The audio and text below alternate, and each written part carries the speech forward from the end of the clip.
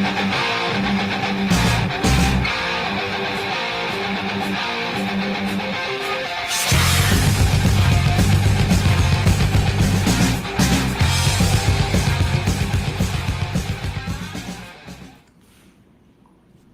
up? What is up, wire nuts? What's going on, DR Guitars? What's up, man? Oh, not too much. How about yourself, Mr. Brian S? I'm doing pretty good. Got my Christmas lights rocking back Look at there. you, yeah. Been decorating a little bit, getting ready. Look at you going, getting bit. in the holiday mood. Had a little dusting of snow on the ground today. It was so pretty. Oh, look at that. Well, there was well, you've been to my house, so you know the mountains, the Four Peaks, right? Yeah. There was snow on them the other day. Oh yeah. Cool. So, yeah, That's a nice well, view. like Flagstaff, and like the whole like north half of Arizona got pretty hammered with some snow last week. What's the altitude out there on those peaks? I'm not sure off the top of my head on Four Peaks, but I can tell you Flagstaff's about 7,000 feet. A little chilly up there. Yeah. Skiing. Yeah. There's a couple of places up there on some of it, because like if you go to Flagstaff itself is kind of flat, right? I mean, you're kind of up. You just go up, and it's still kind of flat but there's mountains all around it and whatnot. So And whatnot. Well, hey man, Whatnot. Who's out there in wire nut land? Well, let's see. I see Mr. Brad Miller. First in to this evening was six strings and 10 fingers. Good evening, sir. Cool. Quentin James. Quentin, how you doing? Quentin James. Mr. Joe Hervey. Good evening, Mr. Joe. Tim Seymour, how you doing? Hey Tim, thanks for joining in. Chicken Guitars. Good evening, Kaylin. We have a proposition for you. Yeah, we're gonna have to talk. We need to talk later. Let's see. Six string Brian. Yeah. Well, the proposition part was. It's not what you think. That didn't come out right. That didn't come out right. Let's see. Hey Mitch. Janice Lala. Hey Janice. And let's see, Mitch Heyman. Good evening, Mitch. Did Brian win the Les Paul Custom? There was not a giveaway for a Les Paul Custom tonight or any other night. Oh, was it? You're gonna have to fill me in. I'm missing something here. Brad Miller said he saw a gorgeous Alpine White LP Custom today. For 3,500 bones, man. That's everybody's trying to spend 30 Brian's money for him. hey, I'm not gonna lie. I've been super guilty of that. When he unboxed the new guitar I got the other night, he got another Fender, and I just was positive he was going to pull a black Les Paul Custom out of the case. I was thinking, no, not yet. I was kind of hoping. I was kind of hoping he was going to pull out a Les Paul and a custom out, but there's David Ennis. Maybe in 2020. Hey, David. And Dale Palmer. Dale Palmer. How you guys doing? Guys? Yeah. Well, let's see. We got 20 some odd people watching already, man. You want to fire this guest up, or you got something you need to tell us? There's Mark Taylor. Good evening, Mark. I hope everybody had a wonderful holiday. A great Thanksgiving weekend, and I hope everybody's recovered from that and probably sick of the ham and turkey, because I can vouch for myself. I am totally sick of ham. I don't care if I have ham for another month. Out for 11 months now. I don't care if I see ham. What am I drinking? Well, now that's a good question. Long Island iced teas. No, it's not a Long Island iced tea. It's actually, it's like I don't know. Scotch and orange juice. No, I don't know what you call it, man, because it's burnt orange. It's got some of this in there. Oh, it's got some rum. It's mostly that. A little pineapple juice and some Malibu coconut rum, and some Stoli crushed pineapple vodka. So it's like a poor man's pina colada, but it's not really a poor man's pina colada. It's a very loaded pina colada. Let's put it that way. It's a loaded question. So yeah, that's what Dave's drinking tonight. I'm having a little, just having a little of this Evan Williams. went in the barrel August 18th, 2011. Came out of the barrel June 15th, 2019. Nice. It went in what year? 2011. 11. Okay. Yeah. It came out this year. So 8 years. 2 months shy of 8 years. Yeah. Nice. Yeah. Right on. Because I can't get Eagle Rare, so. Right. So, just so you guys know, Quentin's having Folgers. Quentin's having Folgers. There you go. It mixes better with the meds, probably. Yeah, probably. Yeah, one of these days I'll brew some coffee and have some. I've got a bottle of Bailey's, and I'll just get kind of half snockered on Bailey's. I have my coffee right before we go on the show. Bailey's and coffee. Oh, that's good stuff right there. Keep me awake. Bailey's and coffee. Yeah, that's good stuff. Jeff C in the house. I see you out there in the chat. Hey, bro. Jeff. Thanks for joining in. Good evening. Why don't we fill people in? What are we doing Christmas? I think what we're going to do on Christmas, because obviously everybody travels and we're going to be busy. I think what we're going to do is a greatest hits replay. So by Christmas, we'll be up to like episode 23 or 24 or something like that. Okay. And I think so. Well, we got two more. So to be 21, we'll have 21 episodes in the can. Right. And I think we're going to go back through and pick some of the funniest stuff that's happened and cool things we've looked at. So on the Christmas show, we'll probably be just a premiere, same bat channel, same bat time. But that way you can, if you want to join in and watch the premiere and have fun in the chat, looking back at some of the crazy stuff that's happened. Satan's Anus will probably be the star of the show. I guarantee he'll be in there somewhere. I guarantee it. Satan's Anus will be there somewhere. Yeah. Hey, Crowbar, what's up? Hey, buddy. Hello, homie.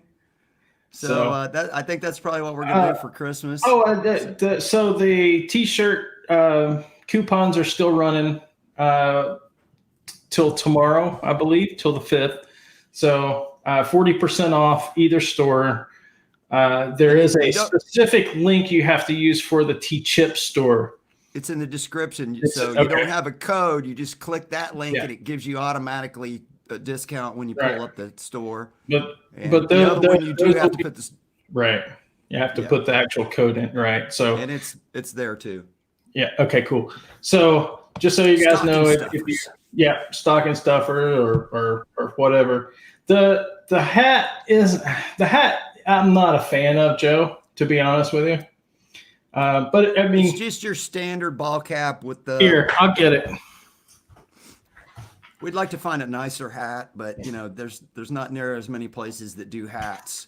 Like the shirt that he has on, the all over print. If I could get a hat like that, I think that'd be cool. Just flew off the. Okay. Oh. Because I'm a big ball cap guy. I do a lot, especially this time of the year. It's cold out. I throw on ball caps. That's great. Okay. Hey, Sean. So here is what it looks like in real life. The logo's not too bad, but it's just a patch sewn on a generic cap. Right. And So, I mean, if that's your thing, if you like it, go for it. Be my guest. I wasn't. The colors are cool. They got cool colors. Yeah, the colors are cool, but there's a cool blue one and a maroon and a red. And if you like it, the white one. Awesome, man. The white one's sharp too, and I like white hats, but you just always get them dirty right away, right? Right. Yeah. Yeah. So anyway, says don't cover your hair. Oh, come on. So anyway, I guess we'll go ahead and move on. And we probably should. Our guest is probably taking a nap by now. Yeah. Well, you guys know who it is, but we'll go ahead and introduce our guest for the evening is Larry from Larzguitars. And I should probably add him into the stream. Yeah, you should add it. Larry. Hey, What's going on, bro? Thanks Doing for joining good. in tonight, man. We Yeah. appreciate it. How'd your Thanksgiving go? It was good. It was good. Yeah? A little small, Did you but it was. You had a small celebration? Yeah. That's what Dave did. Dave had a small celebration this time. Yeah. I cooked kinda a turkey and a ham, and yeah, Oh, okay. yeah, You had both white meats. yeah. Awesome. Yeah, I like the Thanksgiving grub. Now we get to do it again in about 3 weeks. Right. We Yeah. basically eat the same thing at Christmas time where I go, right? I don't know if we'll have turkey again. We'll definitely have some ham for sure. Yeah. No, it'll be Christmas like New York strips or something for me. Oh well, that ain't bad. You get, I Probably. I could do steaks on Christmas. Sure. Probably New York strip and probably an ahi steak or something. Because There he you can go. grill out. Mhm. Yeah, he can grill out. He's got a big giant man grill right out Yes, the back I door. can. He's got it all built into the house. It's sweet. Yes, I do.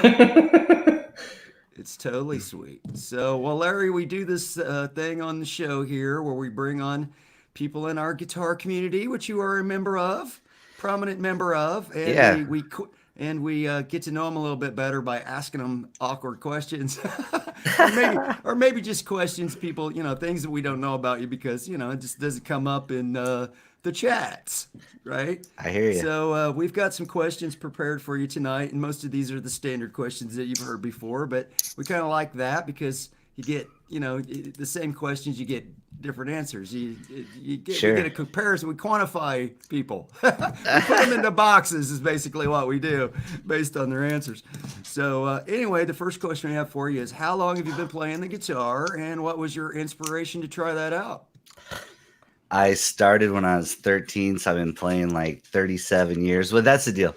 Like, have I been playing 37 years now? I took a year off here, and Sure. sometimes I haven't even touched the thing for a year and a half or so. But Started when you were, so 37 years, 13, quick math.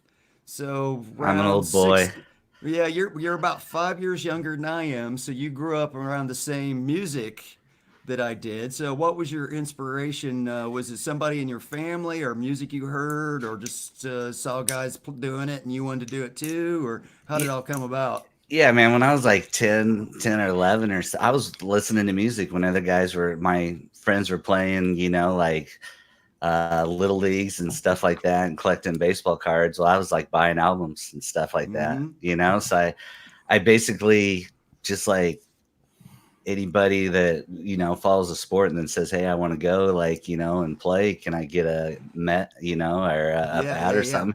I went to my parents when I was like 13. I was like, man, I kind of want to play the guitar, Can I get some goalie equipment? Yeah, right. Yeah. Yeah. So that's how it started. Yeah. Like when I was 13 and took some lessons for about, like 6 months. Mm-hmm. Got learned a good foundation. Yeah, learn that kind of stuff. And then just kind of, the guys next door to me too, they started playing at the same time I did. And we just started, there were 2 brothers that played guitar. And then one ended up going to bass because 3 guitars in the band, right? You don't need a 3 guitar army unless you're like Ted Nugent or something. Exactly. Yeah. Wow.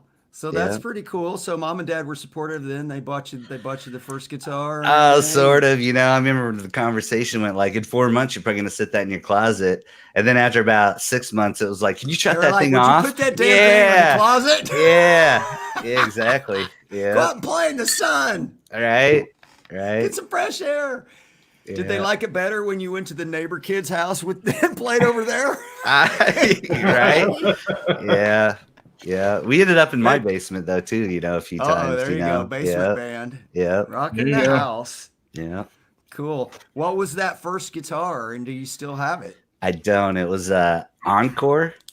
Okay. It was like, I still remember it was like $69 at that time. My parents bought that thing, and it was like, it had like a coil spring for a whammy bar, it was a cheap ass guitar, but yeah. But it was playable, obviously. Sort of, after about 4 months and probably showing them that I did want to play, then I got a Washburn Raven that they were nice. they were a double cut. Yeah, definitely. I think they were probably discontinuing them because I got it for like 175 or something. I think they were going for 350 or something like that. And that's 350 back then. Was Yeah. closer to like 1,000 now. Right? Like I mean, $1,000 guitar. Well, yeah, Right. and the neighbor guy, like our neighbor, my friend, like talked my mom into like, yeah, she's like, you think that's worth it? And he's like, oh yeah. So I went with that Washburn and played on that for. You're like, way to go, neighbor. Dude. Yeah, right. Yeah, he was my yeah. But Cool. yeah, had that for a while, and then ended up trading that for Dean Baby Z that they had back in the 80s, like 84. You know, you kind of is that just like a dinky? Yeah, like a smaller, yeah. The You know, I was watching Dinky Z.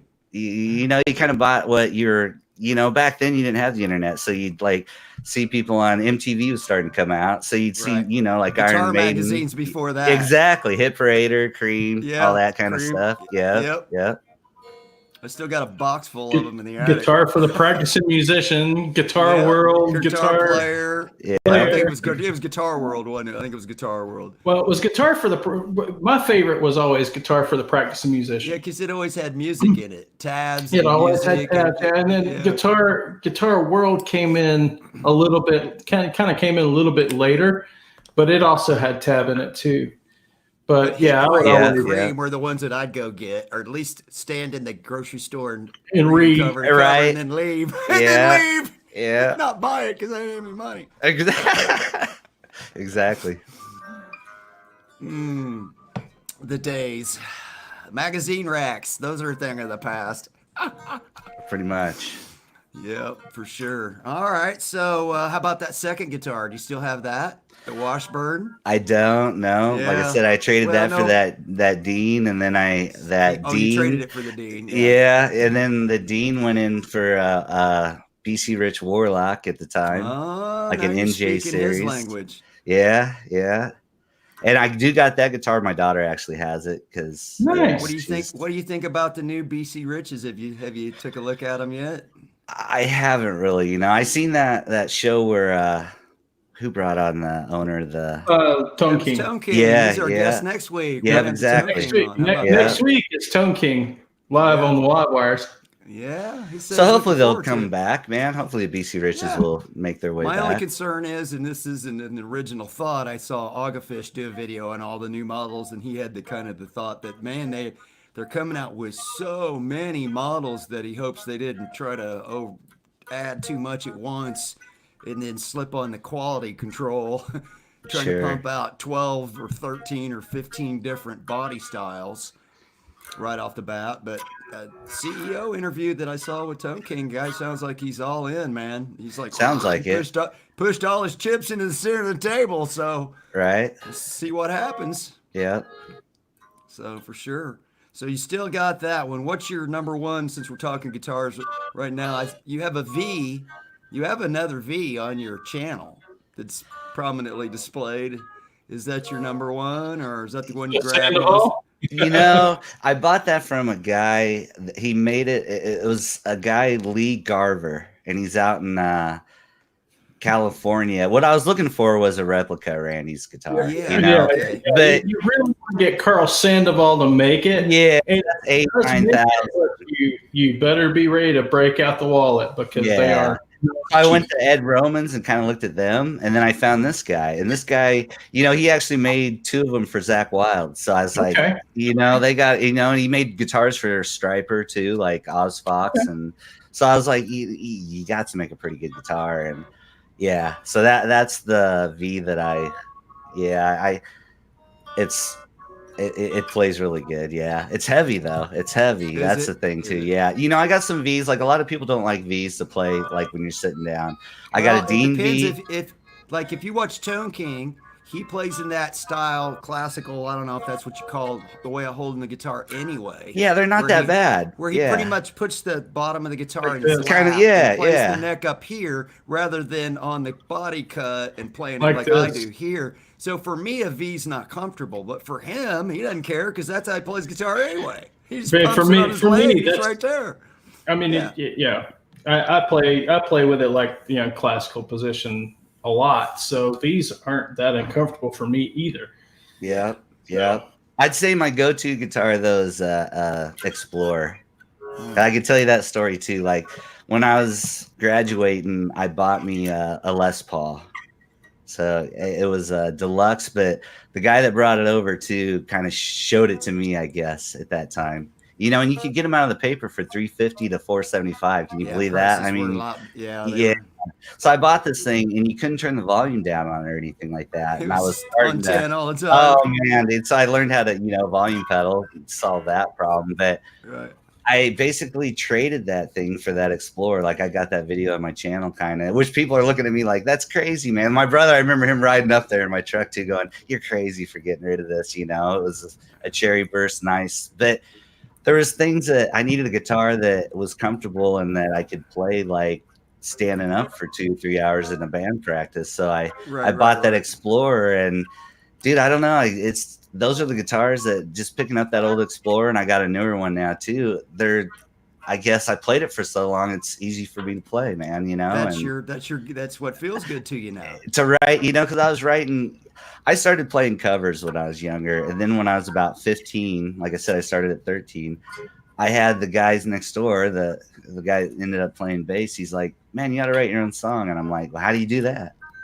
You know, like, you know, and he's like, "Just start playing some stuff," you know. So kind of mentored me through a little bit of that, and I went right into writing music, kind of, you know. Nice. So it was like that Explorer was a good job, or a good guitar to write stuff on for me, you know. And you still have that original Explorer that's that too? 90 it's a 90 Explorer that I like that Explorer, man. That's a cool guitar. And thanks for breaking that out and showing that video of it, man. That was cool. Yeah, that's cool. So it's a 1990. Yeah, you know, and that white just turns now, baby. Oh man, right? Yeah. Awesome. That's so cool.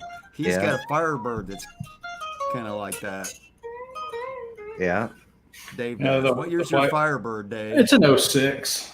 Oh, it's a lot newer. Yeah, it's a ton newer. It's a lot newer. Yeah. I thought it was older than that. No, it's an 06. Oh, my bad. That's nowhere near vintage. But it is a cool white. It's cool the color they turn, man. After a while. Well, this is classic white. So this was already, you know, it's already that kind of yellow cream color. Yeah. My Friedman back there is like that artificially. They artificially made it creamy. They're cool though, man. Yeah. Yeah. Artificially creamed. Artificial creamer. Well, you said you told us earlier that you got into music because instead of doing sports and stuff like that, you were ate up with getting collecting music and listening to music. I did a lot of that too. I used to listen to the top 40 every Saturday. Casey Kasem. Yeah. 40 through 1, man. I'd sit in my room and it took a while. It was a long radio show. It was like 2 or 3 hours. I'd listen to the whole thing and I'd record it. I'd put my cassette tape in and like get the top 10. Then I'd have to buy the singles. And then you have to pause it like between songs and you had to pause it unless you went to the commercials or you're about the dedication, the special dedication, right? This song's dedicated to whoever. Yeah. Oh my goodness. Back in the day. So tell us, what was the first album that you got? Well, this will be funny for you guys. It was an 8-track. Yeah, and it was. I had those. Yeah, it was Never Say Die. Die. Funny for these youngins. I was gonna say, do they know? Yeah, I still got some somewhere. But it was Never Say Die by Black Sabbath. Oh, nice. That's a good one to start off with. Yeah, that's pretty heavy. Do you still have your 8 tracks?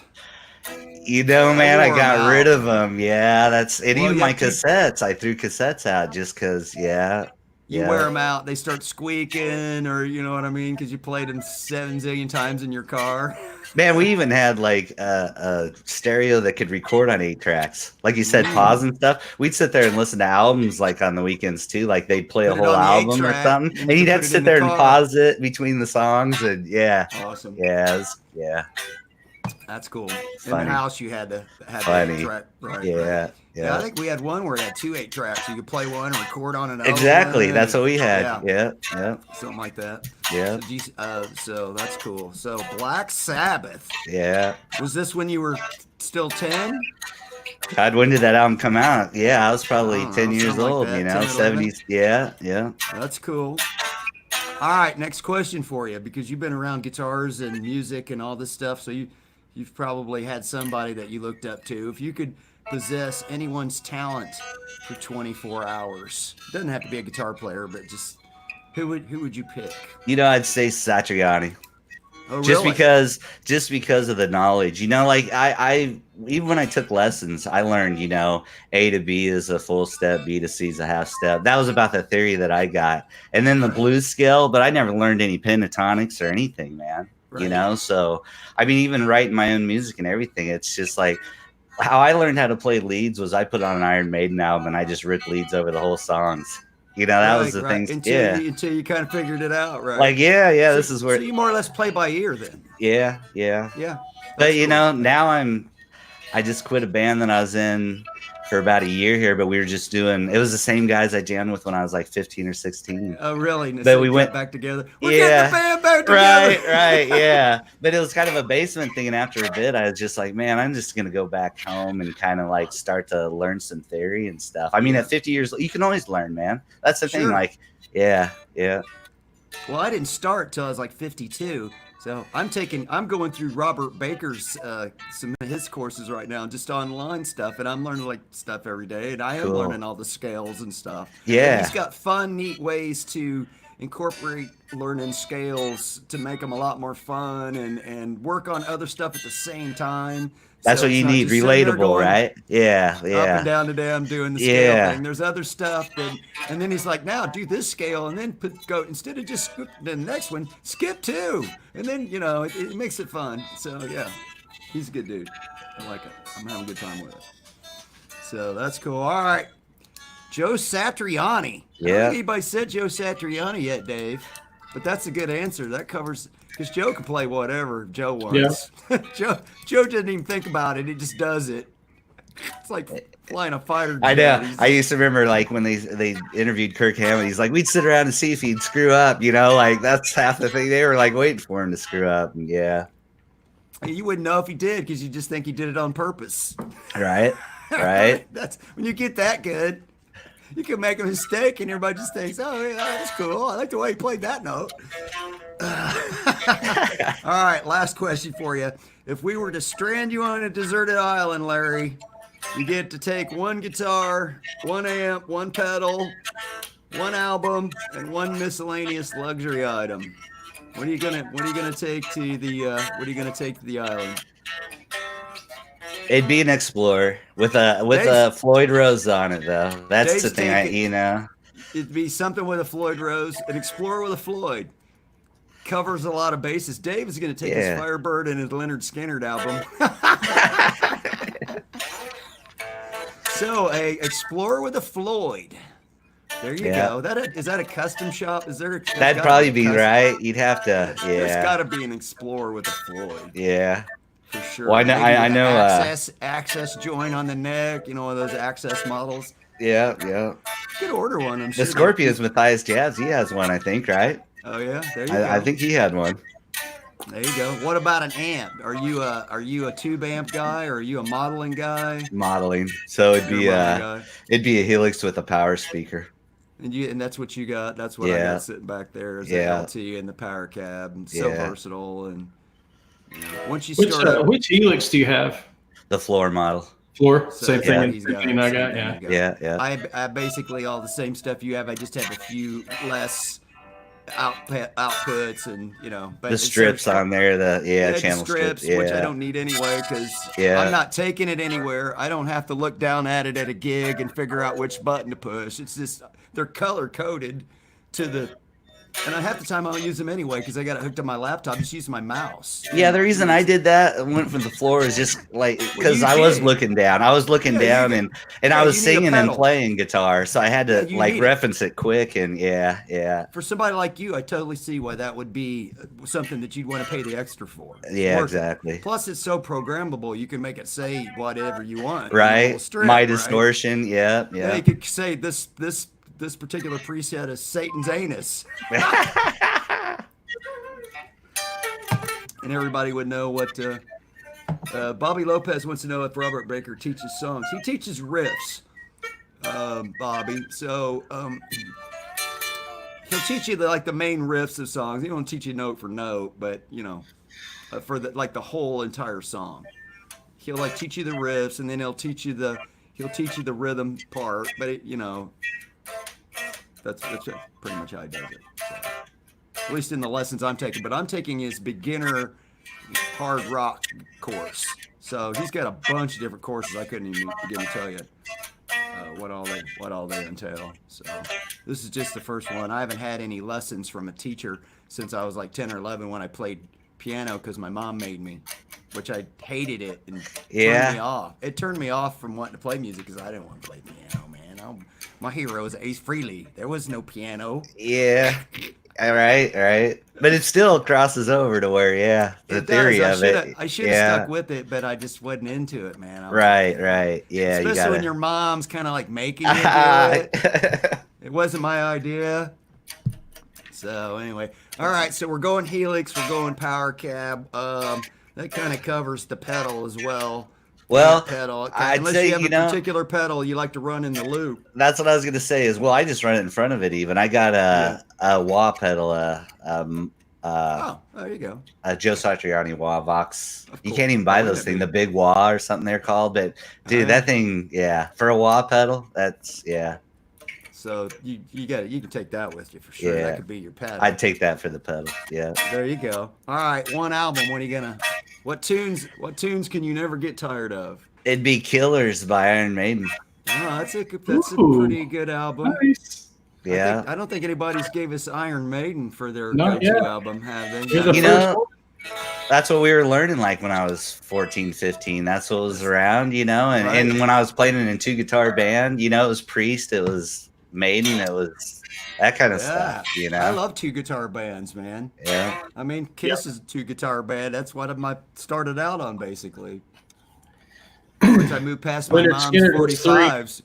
Right. I hear you. There is room for 3 guitars. I hear you. Yeah. I saw Ted Nugent when he was on tour, and it was Ted Nugent and his 5-guitar army. And there's there's guitar players from one side of the stage to the other behind Ted. It was insane.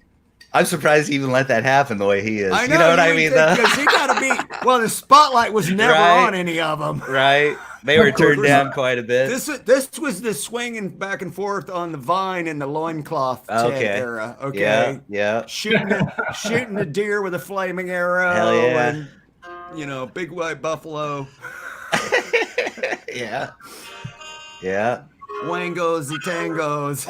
Sure. Like I said, I was listening to my brother's day tracks, and that's what he had was Nugent and stuff. Yeah. Black Sabbath, Nugent, Neil Young, stuff like that. Oh, yeah, Neil Young. Yeah. Yeah. Yeah, I heard a Neil Young song, "Rockin' in the Free World." I was like, man, that's a killer. Freaking, I'm gonna have to learn that song. That's just a good jam. Yeah. To look the tabs up. And then I went the other way to Iron Maiden, Priest, stuff like that. Yeah. That's awesome, though. Yeah. Cool. Were you into Crew at all? Oh yeah, dude. I remember when Too Fast for Love came out. When we listened to that album, I still remember sitting in the basement listening to that, and it was like, man, it's like Kiss, but the guy's singing like a girl. That's what I thought at Plus, first. he looks like a girl. Yeah, right. But no, dude, they kick ass. Yeah. Who was it that I was watching? Oh, it was Glenn that we had on our show a couple of weeks ago. It was on Guitar Hack's channel. Last week, I think, was his guest. And he was talking about being out there in LA and how when Crew started getting hot, man, they were just ruled everything. Ruled out there. They just ruled everything. That's why I bought that Warlock, man, was them and Megadeth. It was like, Dave Mustaine was playing Warlocks and stuff. And even was, you said Guns N' Roses, I mean, I mean, well, you didn't say Guns N' Roses, but they were out there too. They were out there too. It was LA Guns. Part of it was LA Guns first, right? Before Slash started playing those Les Pauls, he was playing BC Riches. You see him with, But I was he still got one before he could afford a Les Paul. I hear you. Didn't he have the 10-string? Yeah, that was later. I think later. Yeah. Cool. All right, one miscellaneous luxury item. Be my wife.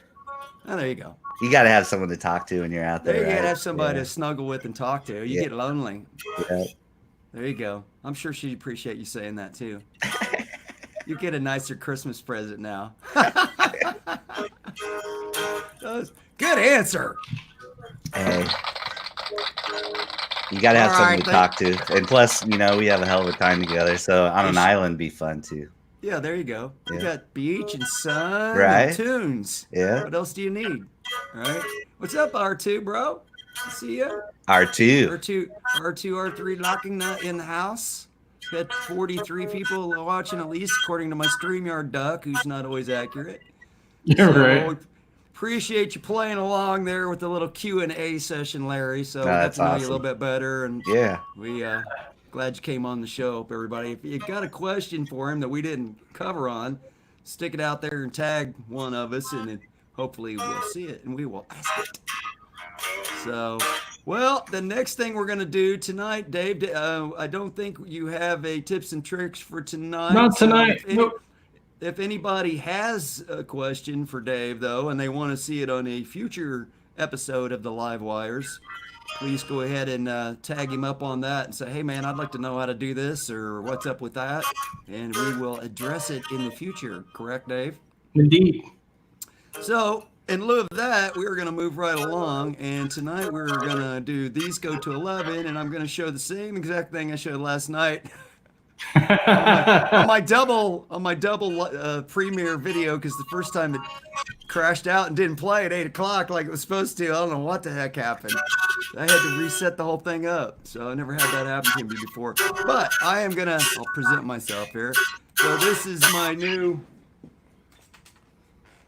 PRS CE, which is an American-made bolt-on. It's Dusty Waring signature model, and Dusty Waring is kind of a heavy metal type hard rock guitar player, if you're not familiar with his particular genre. But that's not what interested me in this guitar, really. I was looking for a guitar another guitar with a Floyd, and I specifically wanted one with a maple fretboard, because I don't have any fingerboards that are maple, and I wanted one with easy to see inlays. My other guitar back there with the Floyd has little tiny dots, the Cali, and I mean they're microscopic little dots, and they're kind of dark even on that guitar, not so much on the Vintage T, and I can't see them, and my little old eyes can't see the little tiny things on the side. When you're 55, you don't see these little dots on the side. Everybody's like, just use the side dots. I can't. I gotta put bifocals on. That's not rock and roll. So anyway, this thing is super light. I've been playing it all day. Really enjoying it. The pickups are Mojo Tone Tomahawks. They're kind of hot. They remind me of the pickups I had in a Kiesel that are called the Lithium pickups. It's one of their Kiesel brands. So they kind of have that same kind of hot tone.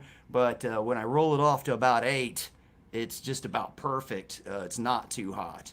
But this is a guitar that doesn't need, like I put Dave, I put it in front of some of my Mick Mars patches that you share, and it doesn't need the tube screamer in front with these pickups. I guess not. Yeah. Drop that right out of the chain, and you're good to go. Mick uses his bridge pickup in his Strats it's a hand wound pickup, and it's like 14K for Mick's. Or no, 18K, excuse me, is what he has them wound to. Yeah. It's like a ridiculously hot. Right. Super hot, yeah. Mm-hmm. Right. No, that's ridiculous. I don't know. This is the thing about, I love Mick's playing, but to be honest with you, I don't know. Does he just play on the bridge pickup all the time? I never really noticed if he's occasionally. He's mostly a bridge guy. He's right kind of. I'm just pointing out right here. You can see where it's a little bit shiny. Right. That's the only, I guess if you want to call it a defect, it's just from your hand, right? Yeah. And it's going to happen on a satin guitar. That's what happens to them, right? The neck's got a little, but it's got the same neck as my other CE. Maybe a tad thinner is what they say, but it feels exactly the same to me. It's got the same finish, perfect fretwork. I mean, they just make really nice bolt-on guitars. Natural binding. I don't know if you can. Yep. Yeah, that's very cool. So it's just the piece of maple, it is mahogany, but it's really light. So it's a lot lighter. Than my other one. Crowbar. That is the downside to a matte or a flat finish or satin finish. They're gonna get a shine to them somewhere. Anywhere you rub is gonna. I don't know. See, maybe you can see it a little bit. Yeah, you can see it. It is a used guitar. I mean, I didn't buy it brand new. It has, somebody played it, but it doesn't have any dings or scratches. So they took care of it. They just played it, and guess what? It's gonna do the same thing for me playing it. So what do I care? It's a reverse relic. I saved $900. It gets shinier as you play it. Because it has that. It was $900 less than new. So anyway, so far I'm really, really liking it to the point where I might sell my Friedman because it's $1,300 more. Right. So I don't need 2 Floyd Rose guitars. So I like it. Oh yeah, so you far do. I like it. So far I like it. You need at least 2. You need 3 really, or 4 or 5 or. 3. I think 3 is a good number for Floyd Rose. 3. You need 3 Floyd Rose guitars, everybody. Well, okay, so here's my thinking process, right? Well, you can't have. I mean, it's not like an easy thing to change tuning, right? In a Floyd. Yeah, sure. You don't want to be jacking with doing that. No. So you got to have a standard tune. You got to have an E flat tune, and you got to have like a full step down, right? So a D standard. So that's 3 guitars. Yeah, you gotta have. This one is just gonna go in full step down like the Cali is. I don't need a $2,800 Cali to play just Motley riffs on, right? So I really don't need this PRS just to play Motley riffs on. But I already know I liked the CE that I already have. I really like that neck, the pattern thin of all the CEs. That I enjoy that one. So it wasn't too big of a shot in the dark. At least I know what I'm going to get as far as how the neck's going to feel. So that was a good thing. I got a couple other things. There's a surprise unboxing tonight on the live wires. Well, this is really an unboxing. I got some of these new D'Addario coated strings. I haven't had any yet. I know Guitar Hacks has some on one of his Les Pauls for a while. I think since he got them last year at NAMM, at Summer NAMM. So I'm gonna put these on the CE there, change them out when I tune it down, and give those a try. So I thought that'd be fun. But I got early Christmas. Woohoo! Black Friday, early Christmas. What could it be? Let's look, find out. So I got this deal where obviously you can see behind me my amp and my Helix and all that stuff is back there on the other side of the room. But when I'm watching a guitar lesson or looking at tabs or whatever, I sit here at my desk. So I gotta have the cable over here, and I don't like a big long cable everywhere. So I got one of them coily cables, which I kind of like that, which that works pretty good.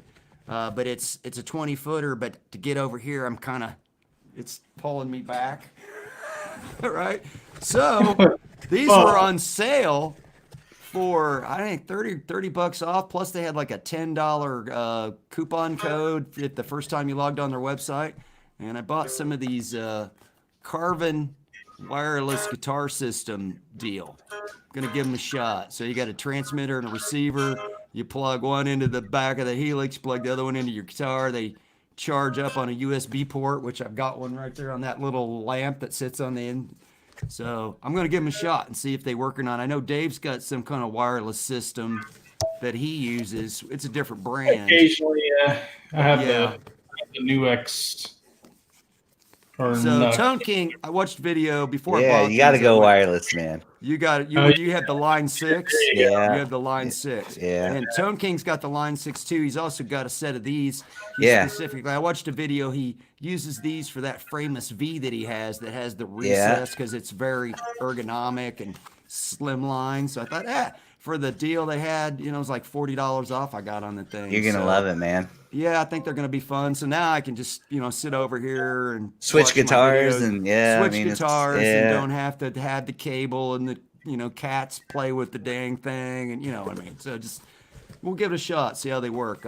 Dave says his lasts about 2 hours or so. So 2 hours is way more than I normally sit and play in any given practice session or whatever. So I'll give them a shot. We'll see how they are. I'll report back to you and let you know if I like them or not, because I think the sale's probably going on. I got to show you guitar since Guitar Hack's in here. Get it out. What's up, Guitar Hack? A little bit of gold. Oh, there you go. Gold hardware, Jim. Gym action. Hey. Yeah. Right? Yeah, it looks good. It's all right. That's not a little gold. It's even got gold screws on the pick guard. That's yeah, a lot of gold. Yeah. Wow, look at that. I bet that's a tone machine though. You know, I buy guitars for they're like tools, right? You know, I mean, Yeah. so I wanted something with a thin neck and it's thin neck and spades right there. Hack's like, no. I knew he would. Don't do it. No. Crowbar says that's the gold member signature model. Gold. Okay. Yeah. All right. Let's see here. We're moving along. There may or may not be a new guitar day, another new guitar day. May or may not. Just say Yeah, this stupid UPS man. You've got the same UPS delivery guy I have. I was supposed to have been here maybe it was supposed to maybe hypothetically there was supposed to be a hypothetical guitar hypothetically delivered. A hypothetical something delivered today, but it was hypothetically delayed. Hypothetically delayed till tomorrow. Oh well. This thing was supposed to be here on Saturday, and I sat here all day Saturday, signature required, waiting for this UPS truck. And by about 8:30 at night, I was like, so some of you may notice that there are some things missing. Gaps. Yeah. Gaps. Yeah, there's gaps. There's holes. There's gaps. Well, Dave, we have some things that we can show that could possibly fill some of those gaps. We do. We definitely do. You ready? You ready to rock and roll on that? I'm ready to rock and roll whenever you say rock and roll. Yeah, let me get the little screen share thingy going here. All right. Let's see. I need that. Okay, let's see. Well, first one's the D. Yep. Right. Yep. Are you ready? I'm ready. All right, so this is Red Hots, boys and girls. Red Hot. Dun, dun, dun, dun, dun. Okay. So first up, we have a Dan Electro 64 XT in vintage aqua. It is on sale for $424.15, free shipping on Reverb. Pretty much a standard run of the mill. It was kind of cool. I kind of like the seafoam green, surf green, whatever you want to call it. Pretty color, yeah. It's a cool color, man. So it's 25-inch scale, 22. It's our friend. It's it's got the dual lipstick humbucker. Mm-hmm. And it's got a P90 in the neck. So that's a P90. I got you. Yeah, P90. Yeah, they're screamers, man. They sound. I mean, you can see a 100 videos of these things out there, but the price is right on them. It's got a roller bridge, zero fret. Yeah. Mm-hmm. Which means the nut doesn't have to be quite so perfect. The nut just holds 25-inch scale. Yep. Roller bridge. Wilkinson tremolo. So and this was made in Korea. Made in Korea, yeah. So cool guitar for a really good price. I mean, 15% off sale, free shipping. Friday, but taking an offer in Long Beach, New York, at Dan's Guitars. Dan might do you $400. Yeah, you might get that $400 free ship. So it's a possibility. All right, all you gotta do is ask. All right, let's do another one.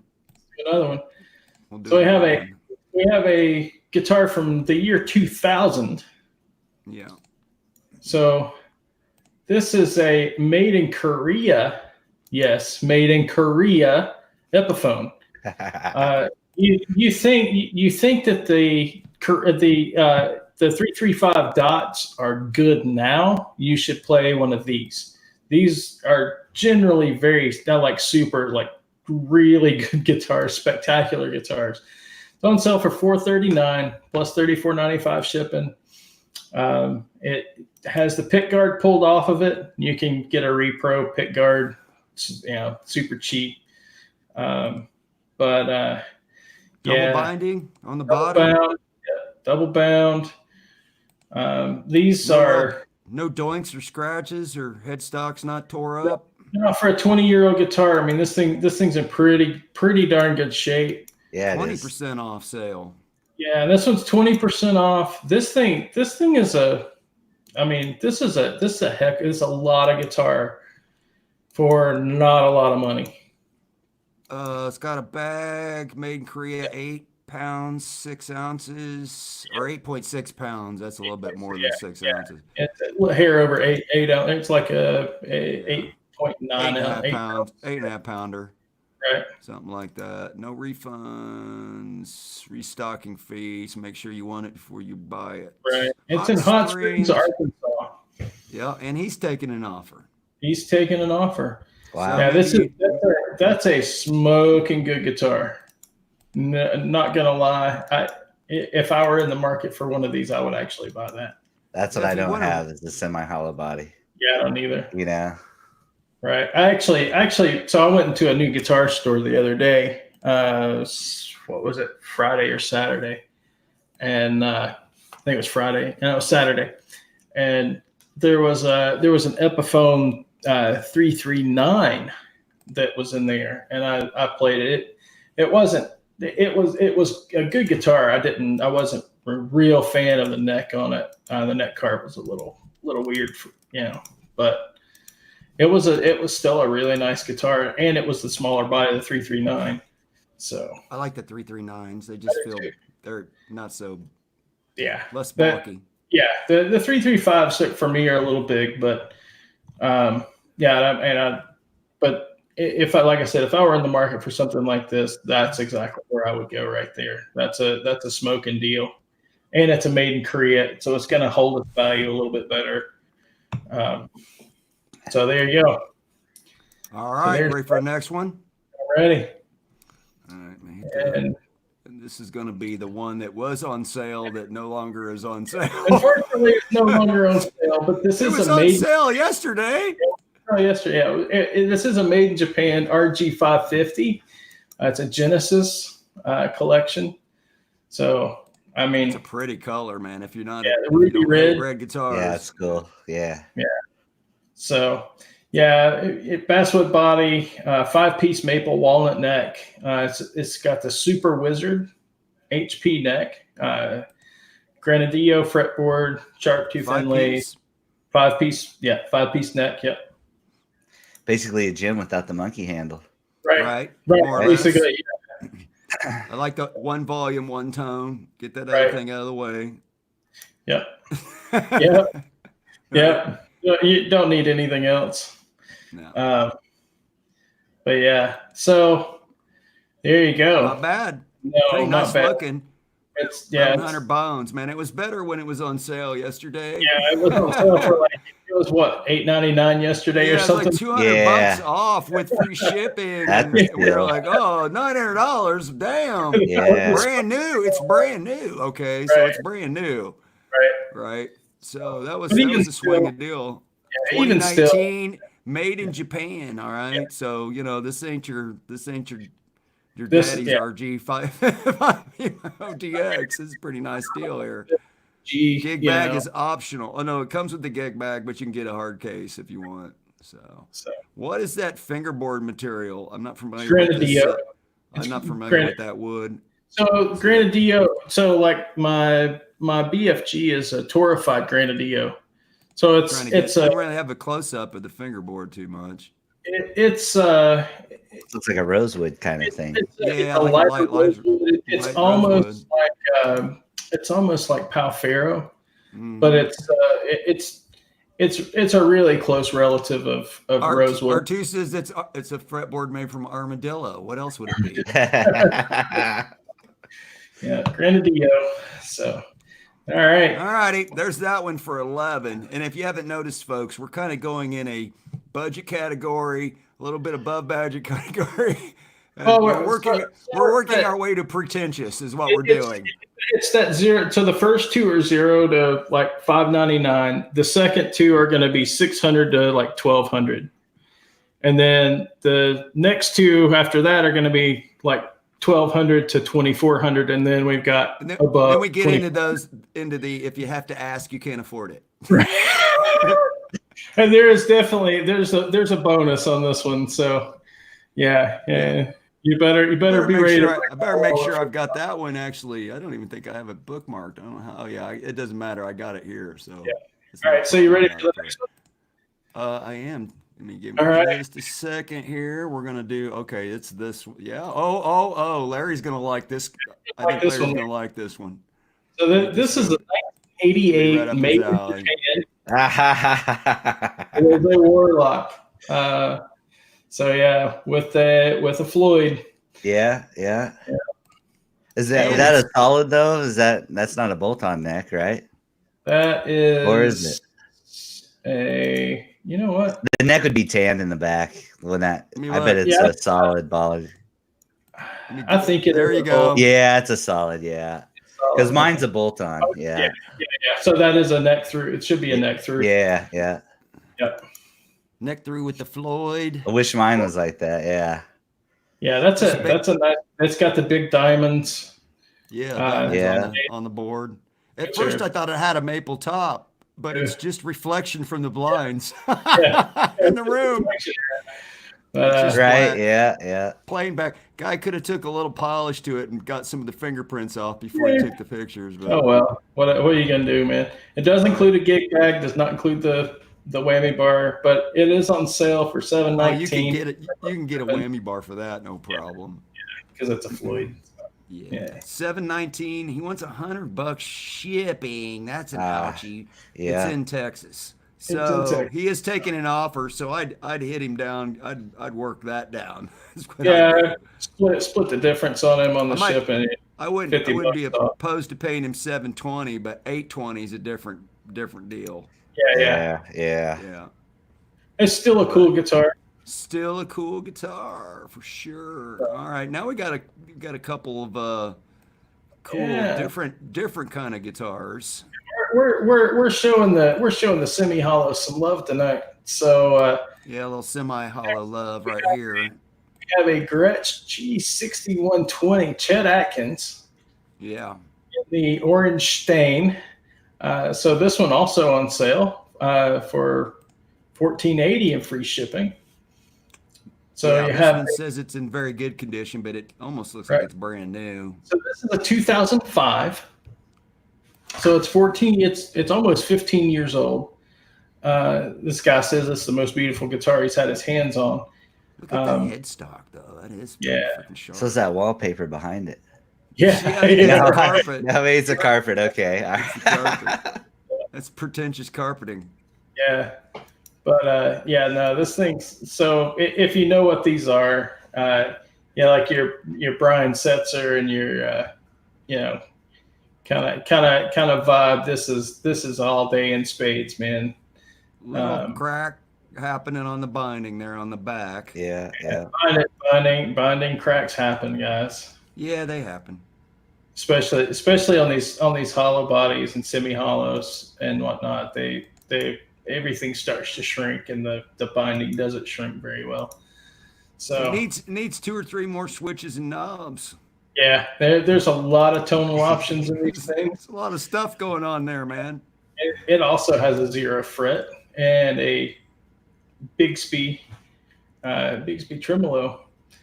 So super cool. Got the 20% off. 20 for a couple more days. So free shipping. Yeah, he's in Washington. Eddie lives in Washington with his carpeting. North Bend, it does have an ebony fretboard and, like I said, the Filtertrons.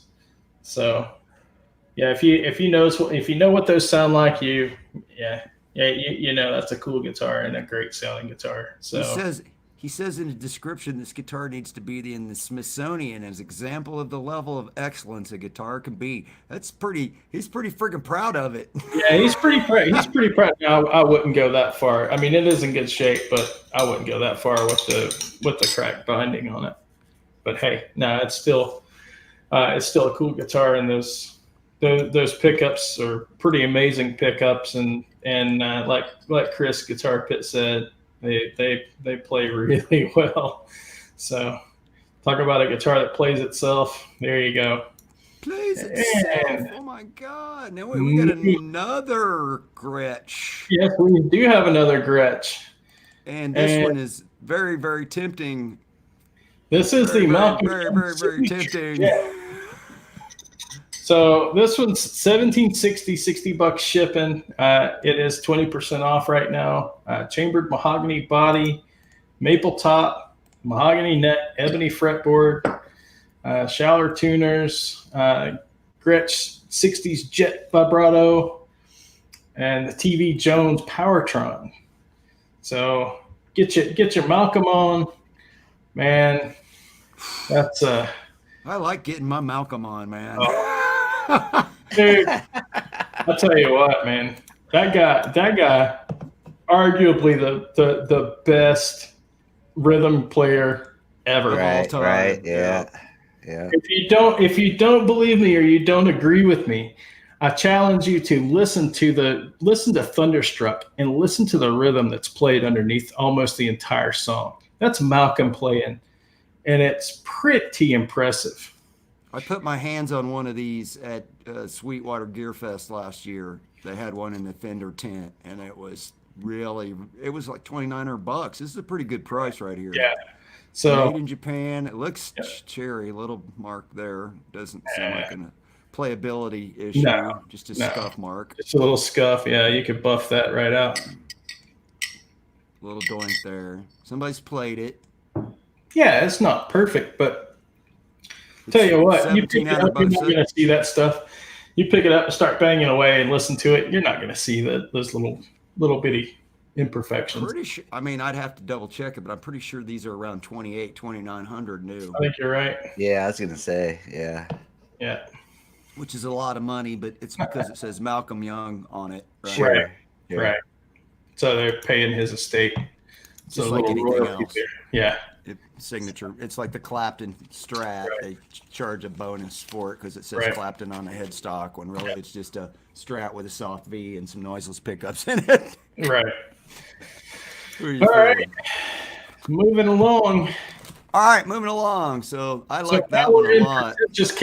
Now we're in pretentious. So these are above the $2,400, or this one is above the $2,400 mark. Slightly.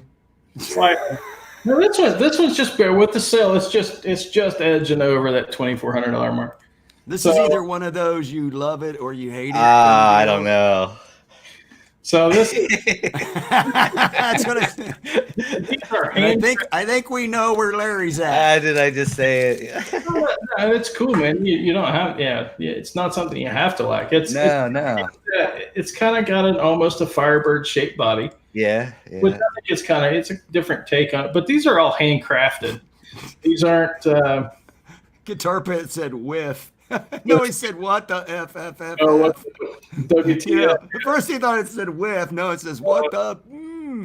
So it's got a maple burl top, and then hand wound pickups, and hey, it's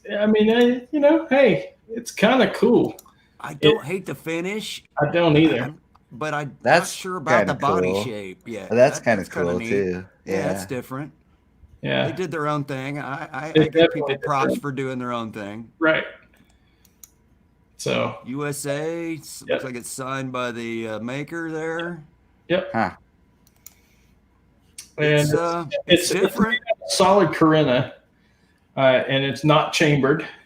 So if you guys know what Corinna, some people call it Carina. It's technically pronounced Corinna. The fretboard is Koa. Looks a lot more Explorer from the back. The Right. top throws you off. Right. So yeah. Pickup covers are cool. It almost Yeah, looks like it they're is. made out of wood. Yeah, it's crazy. Yep. I'm sure they're So not wood pickup covers. They're probably painted, but airbrushed they or are. something. It's a handcrafted burl cover and maple ring.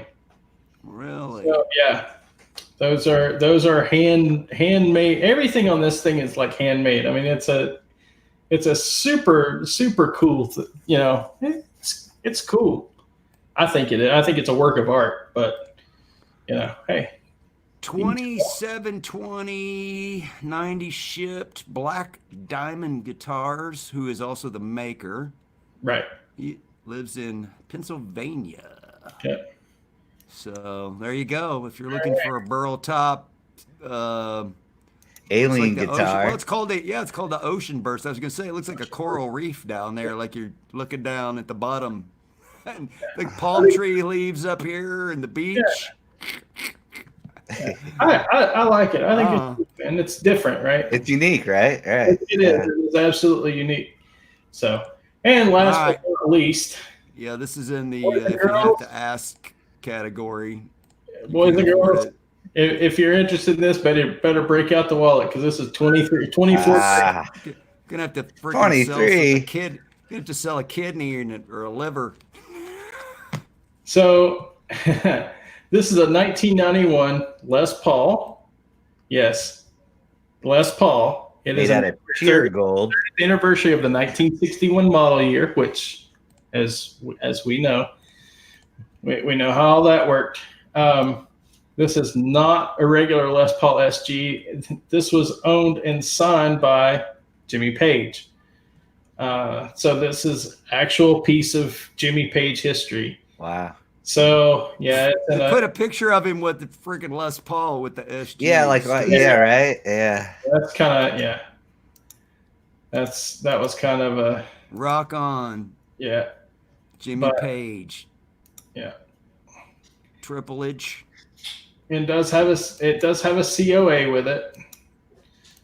So Look at Les. Les like, yeah, baby. yeah. Yeah, Les is like, yeah, I hate this freaking thing. Right? He's like, It's gonna be worth 23,000 someday, though. Right. sure Les didn't mind his kickback. Right. So 61 to 91. yeah, 30 years. So What colors is that? TV yellow? What color is that? that would it looks like a TV yellow. I think it might have. I don't know. The original purchaser was Nicole Dean. Okay. Look, she got her name on the certificate of authenticity. Yeah. Pretty there you cool. go. Piece of 23. history. Hey, mark down $6,000. Yeah, it's marked down $6,000. It's in California. Yeah. And it's local pickup. Oh, guess what? It's local pickup only. He ain't even going to ship it to him. You got to fly out to California to get it. Because UPS would chuck it over the fence and break the case. Yeah, UPS would laugh. $23,000. That's exactly right. So Wow. All right. All right. Put that on you could tell Santa. yeah, put that on your Santa Claus wish Put list. that on your Santa list. If Santa hits the Powerball between now and December 25th, then you might get it. That could be yours. Crowbar says it's a Chipson. To It's a Chipson in a case. Nobody ever know it's in a case. Nobody's ever going to take it out because it costs $24,000. They don't want to touch it. They're afraid to touch it. Right.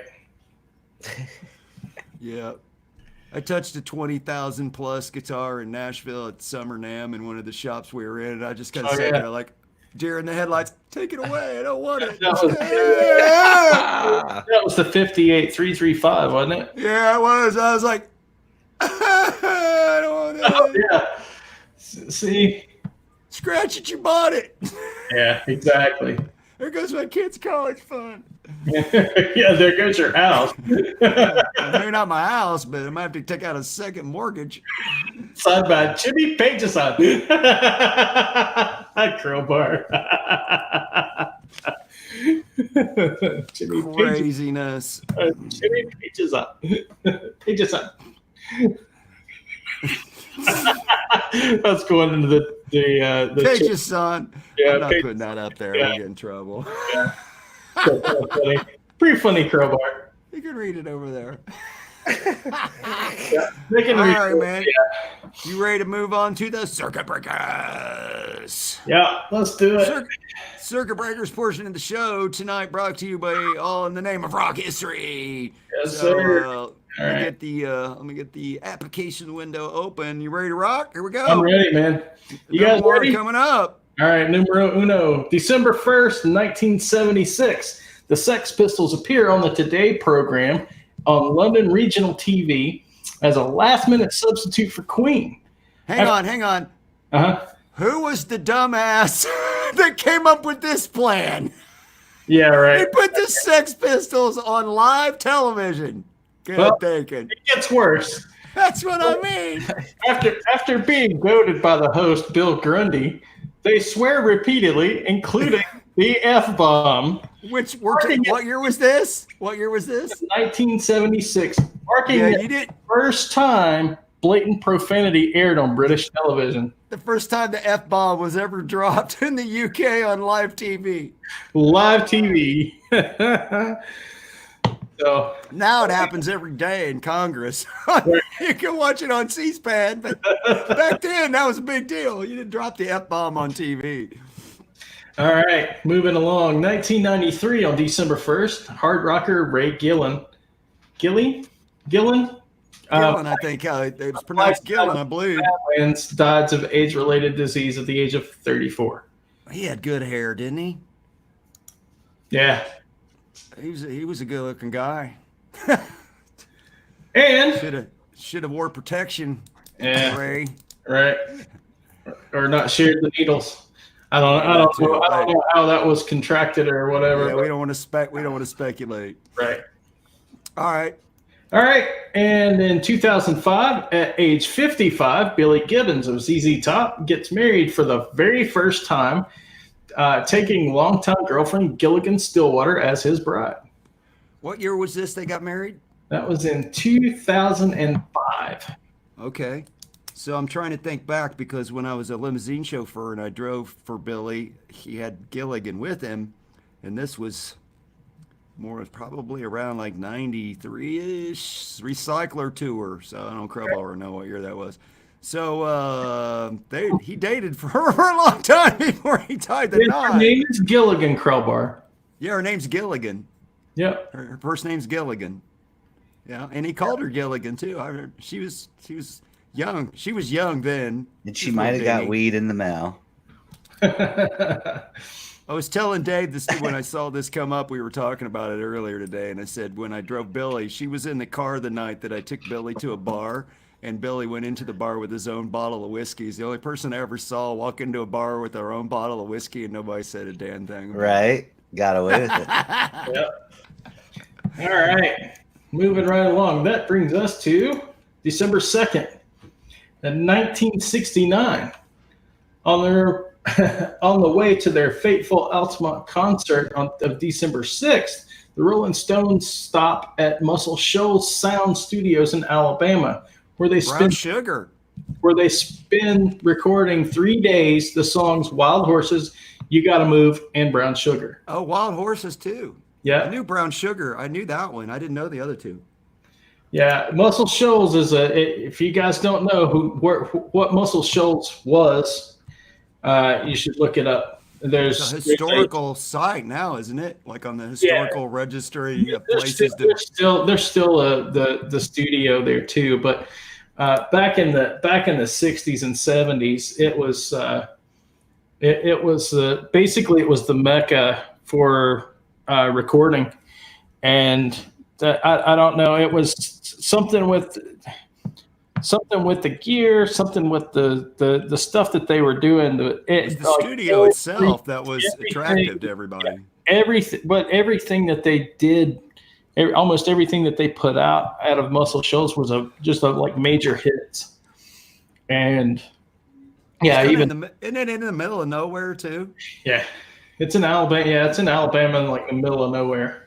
Back in the day when you recorded in one room, right? Right. Yeah. You And know, they all like played now- live together at the Right. same time, and Right. they Hell recorded yeah. each instrument on a Hell track, and then they Yeah. had these tape machines and Yeah. master tapes and all that. Cool. All right. And in 1973, 4 years later, The Who and their companions are jailed overnight in Montreal following a $6,000 worth hotel destruction bill Oops. inflicted after their show at the Forum. So they played the show and they went back to the hotel and tore it up. And Montreal was like, "Oh, I don't think so, bro." Yeah. They put them in. They put the whole band in jail. Yeah. And their companions. So the whole road crew. Oh, they put everybody in jail. Everybody. Oh Yeah. my God! How did Hey. Pete not blow out a knee when he landed? Oh, jumping off the right. freaking Look how high stack? that is, That's man. what I want to know. Yeah. Right. Yeah. That's like 2 quart cabinets. Like, Yeah. Yeah, it is. And Ant Whistle's standing way the hell back here because he don't want to get smacked upside the head with the freaking microphone. He kills somebody with that thing.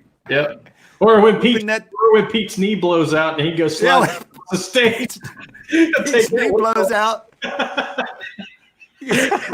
Roger's numbchucking him upside the head with the microphone. he's getting ready to smack it when he comes down. Yeah. All right. All right, moving on. They put on a show, didn't they?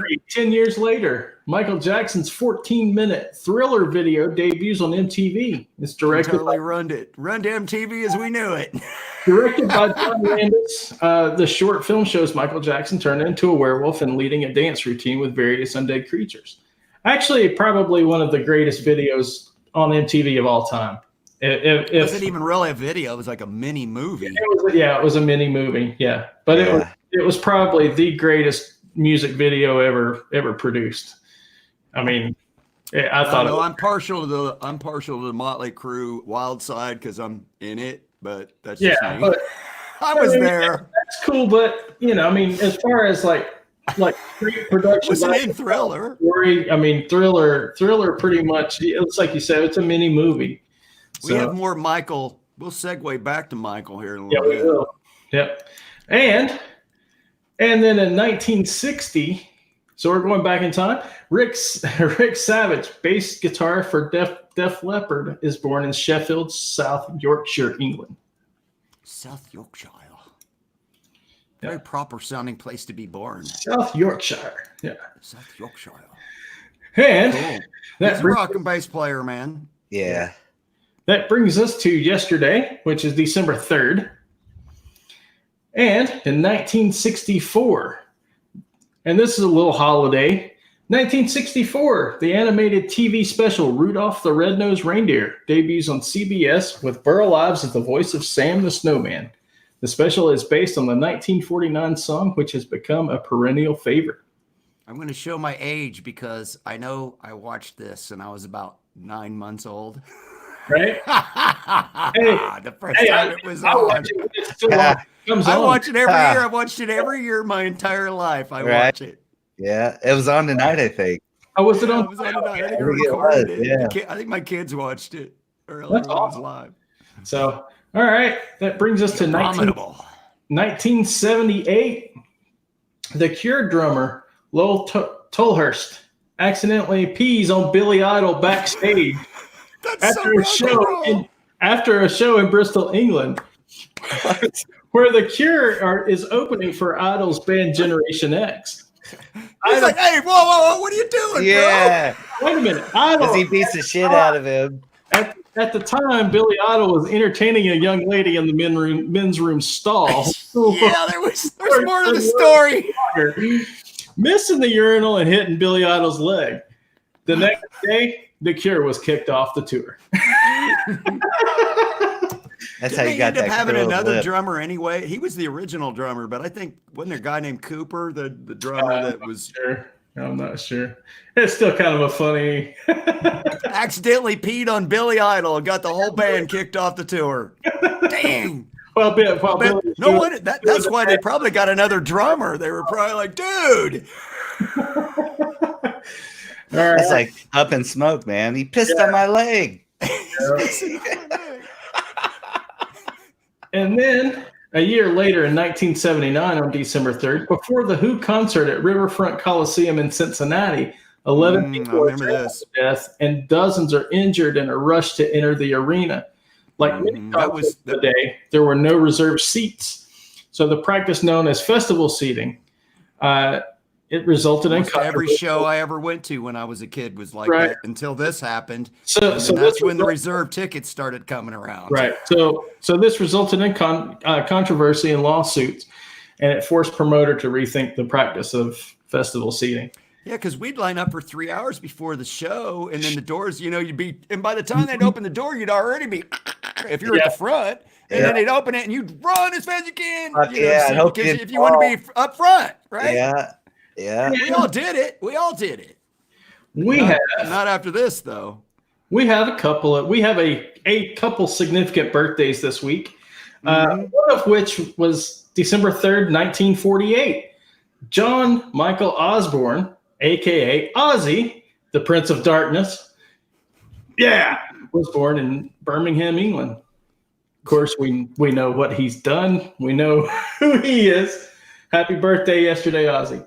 I think this picture is of him when he was like about 17 or 18. Right. He wasn't a bad looking young chap. Yeah. He already had Ozzy tattooed on his knuckles though. And then 4 years later, 1952, Dwayne Rowland, Molly Hatchet guitarist, was born in Jeffersonville, Indiana. Yeah, that's where my in-laws are all from, Jeffersonville. It's right across the river from Louisville. It's on the other side of the Ohio River. And that closes out yesterday. So December 4th, which is today. Back in 1971, during a Frank Zappa concert. By the way, Larry, he plays a V. He's a V player. Yeah, I was going to say. Yeah. Nice guitar. Yeah. All right. So in 1971, during a Frank Zappa concert, in the Montreux Casino in Switzerland catches on fire when somebody fires a flare gun. Because some stupid with the flare gun. Burnt the place to the ground, inspiring Deep Purple's Smoke on the Water. Hey, look at them up there with all their money and their gold records, and then down here is the casino burning to the ground. So Deep Purple is in Montreux to record their album Machine Head the following day, but at the casino, right? But end up using the Grand Hotel instead, and including the song as a last-minute addition. Yeah, so, they wrote the song on the spot because there's smoke rolling across the Lake Geneva. Yep. There you go. And not only that, there's more to the story. So they went to they had to go to this hotel, and they had a mobile truck that was doing the recording. So they set up and they're playing, and the cops came. They got damn near arrested for like making too much noise at the hotel while they were recording the album. Yep. City was already on edge after the casino burnt down. Yeah. All right. And then in 1975, just 4 short years later, Kiss earned their first gold album with Alive. I got something I want to show everybody. Did you just take a picture of yours? No. I was going to already have this out, but I forgot to get it out. So when I saw this was on the list tonight, because there's stuff in here maybe y'all might want to check out, because this is my original copy that I've had since I was like 11 years old. Yeah. Nice. Since 1975? Yeah, I got it I bought it with my lawnmower mower. You can see it's a little rough around the edges, right? Yeah, these guys went back a few years ago and redid with the same poster and redid this photograph. Yeah. Oh, no kidding. That's in Cobo. These guys are still alive, these two dudes, right? And this was totally just an impromptu photo that was shot.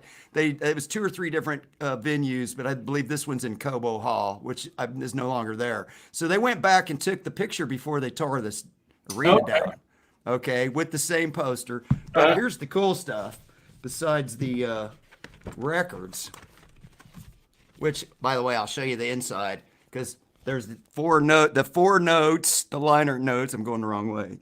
The notes right there are from all the band members, right? Okay. And I used to know what those said by heart. Right? The Gene Simmons one is my favorite, the Gene and the Ace. But here's what makes this cool. You can see it's kind of tore a little bit on the edge. I got to be careful with it. So I have the original insert. Okay. And these are kind of rare because it's thin, right? Like poster paper, right? Yeah, right. Yeah. Those got ripped and trashed. Yeah. I have to be careful with it because it's fragile. Right. But this is what you got inside your Kiss Alive album, right? Cool. And there, Jimmy, come on. There's one of my favorite all-time pictures of my boy. Yeah. With his tobacco burst. Yeah. This is back when they pretty much were taking over the planet, or just beginning to. I got the Kiss Alive. Alive. I'd like to see like the original, the real deal, baby. Right. I got the Kiss Alive too that has that. Dude, it has that same, And then they even gave you tattoos with that album, even like the old, yeah. I think I paid $11 when I bought this for a double album. Cool. I was like, I was like 11 or maybe 12, something like that. And kind of a sad note today. 1980, Led Zeppelin make it official. They will not continue after the death of drummer John Bonham, which we talked about a few weeks ago or a week or so ago. I get it because it's one of those. Most bands can replace drummers. Right. No, you can't replace Bonzo. Nah. Well, you can replace him with his son. Man. Yeah, it's still not the same, man. Yeah, because it's not the same, but it's good enough to go on a tour. I agree. But sure. You die, do another tour. Right. I never got to see the Zepp, man. I want to see the Zepp once, please. And another sad note. In 1993, Frank Zappa succumbs to terminal prostate cancer at the age of 52 in Los Angeles, California. That's 52, and that's so when you're 52, that's about the time you start getting checked for prostate cancer, and he already had it. Right. That's too bad. And a couple of birthdays for today. 1944, Dennis Wilson of the Beach Boys is born in Inglewood, California. Dennis Wilson. He's the one that was friends with Manson. Mm-hmm. And he was also kind of the mastermind of the Beach Boys as well. Right. He wrote most of their songs and that kind of thing. And then 7 years later, 1951, Gary Rossington of Leonard Skinner fame was born in Jacksonville, Florida. Also played for the Rossington Collins Band. Hell yeah. He's also a member of the Rock and Roll Hall of Fame from 2006 of Leonard Skinner. Pictures from 3 different eras there. Yeah. And if people haven't listened to Rossington Collins Band, I'd say listen to that. They're really good. Yeah, they're really good. He's fun to listen to. Anytime I see him getting interviewed or somebody, he's got stories, man. Plus, he survived the plane crash. He was on the plane. He was on the plane. It's like Jeff Gaines, man. You got to look at his stuff too. Steve Gaines. Like his solo album. That's a pretty cool album too. Oh man, that dude was a monster player. He was a monster. I wish everybody in that band's a monster player. Yeah, that's what made him so good. I mean, yeah, they were all three. Even Alan Collins was a good guitarist. Oh yeah. He was no slouch, but yeah, I still say Steve Gaines was the best of all 4 guitarists. He's your favorite one. Skinner ever had. He's your favorite. Yeah. Even King though. King too though. King. Oh. Yeah, he's a guitarist too, but they just didn't have. I mean, some people have. He came in later, right? Didn't Ed King come in? He was the first. He came in. They already had a group going, and they brought him into the group, right? Ed King So Ed King was part of Strawberry Alarm Clock. Wasn't he in California, and they brought him out? And he came out to play bass in Leonard Skinner because they didn't have a bass. This was before they brought in Leon for bass. So Ed King started filling in bass started as filling in on bass, and then Leon comes back and Incense and Peppermints. That's right, Crowbar. And then he moves back over to guitar. So they have 3 guitars. So Rossington, I can't see the chat. Just so you know, I can't see the chat during this segment. Rossington, King, and Collins, and then Ed King left in 1974, 75. Right. And they went with two guitars for a while, and then they found Artemis Powell found Steve and told Ronnie, he said, "Man, you got to listen to this kid. This kid's great." Yeah. And they listened. They went and saw Steve's band, and soon as he comes off stage, Ronnie comes up and just plucks him right out and says, "You're coming with us." He played with him one time, and he's like, "Yeah, you've got the job." And his wife sang backups too, right? Yeah, no, I think she did. Yeah, she was one of the backup singers. Was Cassie Gaines? Yeah, she got killed on the plane crash. Yeah, she was killed in the plane crash. Yeah. So there you go. All right, next one. So December 5th, 1968, Graham Nash calls it quits from the Hollies, and a few days later forms Crosby, Stills, and Nash. Like 2 days later. Yeah. Later, dudes. I got another gig. I think we circled back around with that one. And the other 4 Holly dudes were like, "Oh man." Yeah. And in 1932, Richard Wayne Penniman, who better became known as Little Richard, was born in Macon, Georgia. So that's tomorrow. Also in 1960, Little Richard had style, man. Yeah, he did. He didn't copy nobody. No, he definitely marched to his own drum. He sure did. And almost Prince before Prince. Right. Yeah. And in 1960, Jack Russell, great white vocalist, was born in Montebello, California. Jack White. That's his high school senior year photo. And that brings us to December 6th, which is, Friday. 1961, Brian Epstein gets his first job as band manager. Check him out. Check out the smirk on his face like, "I'm so getting paid." His first clients, the Beatles. Hell yeah. If go big or stay home. Hey. What? Yep. Jerry Maguire. He signed him to the team, baby. Look at him. The guy's a little text on. He's like, "Yep. I'm not going to play note 1. I'm going to be living on an island in the Caribbean." Yep. And in 1988, a little sad day, Roy Orbison died of heart failure at age 52. I put the little picture in there of him with his glasses off because you almost never saw Roy him, without the dark glasses on. Yeah. That guy, man. Oh, monster! Heck of a singer, man. He's got a Gibson Custom. Look at the switches on that thing. It needs more switches. I was thinking he doesn't have enough switches on there. I wonder what all those do. Oh, there's no. We probably got coil splits. Right. Hey man, we got the same hair. He was working the pompadour back then. Yeah. I'm trying to bring it back into style. There you go. All right, and then that brings us to DA. They called it a DA. DA. You know? Yeah, because they combed it in the back and it looked like the back of a duck. And DA stands for duck's ass. Duck's ass, right. All right. That brings us to 2004. Motley Crue announced their reunion/farewell tour. Oh, in 2004, they're calling it quits. Done. This is it, boys. Last time for the Creasters. Returning to the fold after a 5-year absence. This is then what? In 2009, they went back out? Oh yeah. No. Yeah, they did. No.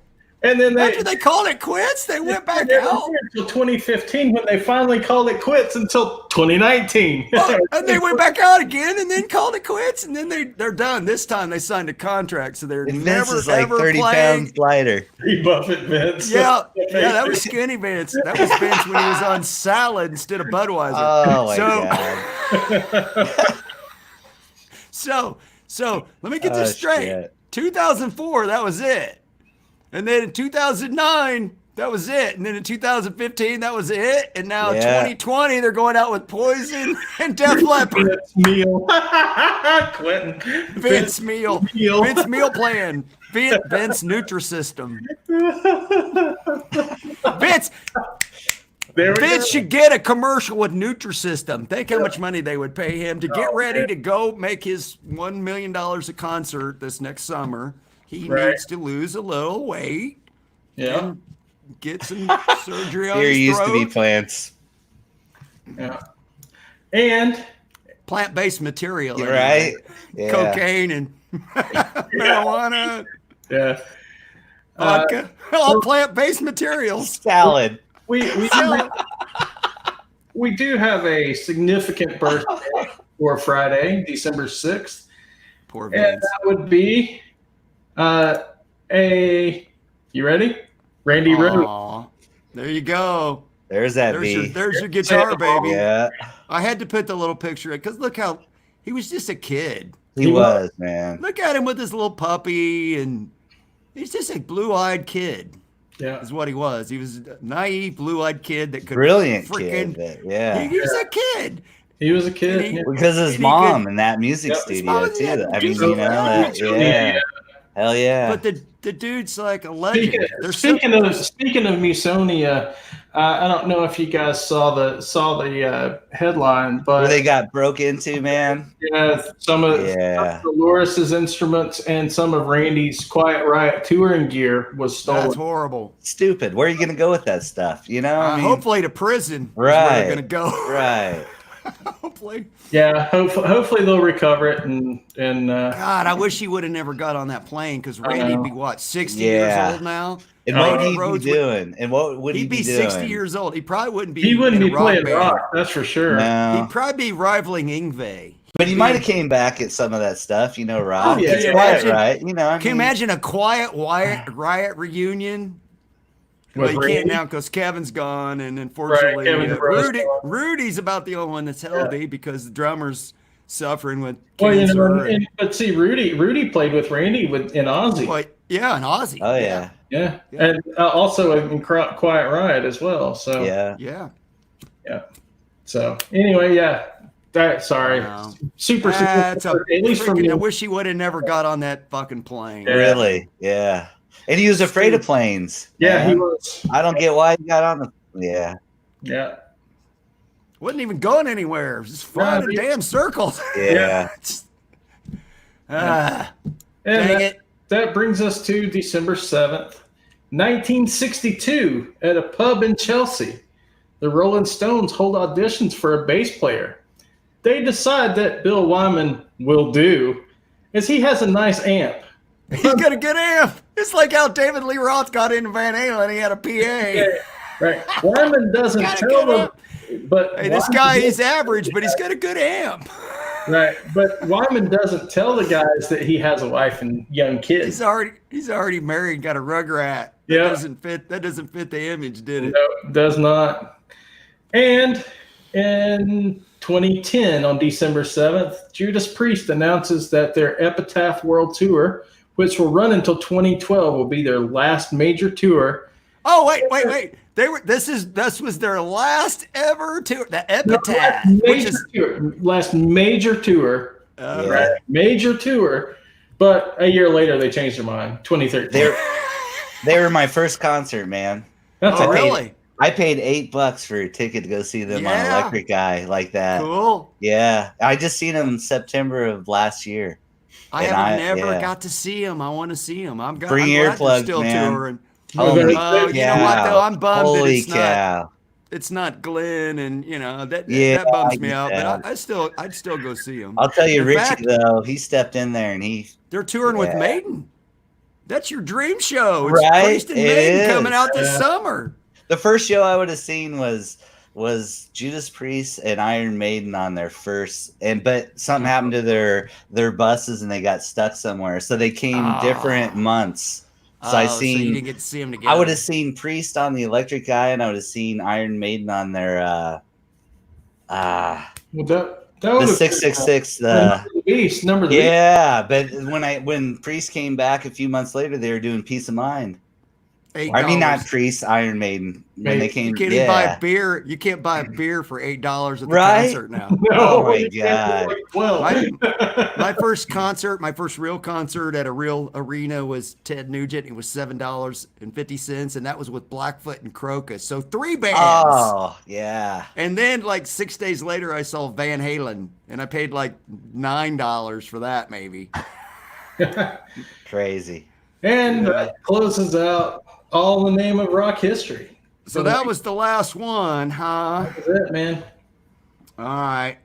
Well, then that brings us to the next story of all in the Name of Rock history, and this one is entitled "If the Glove Could Only Talk." And this is the story about Johnny Depp, who is producing an unauthorized musical stage show that will focus on Michael Jackson's life story, told from the perspective of his sequined glove.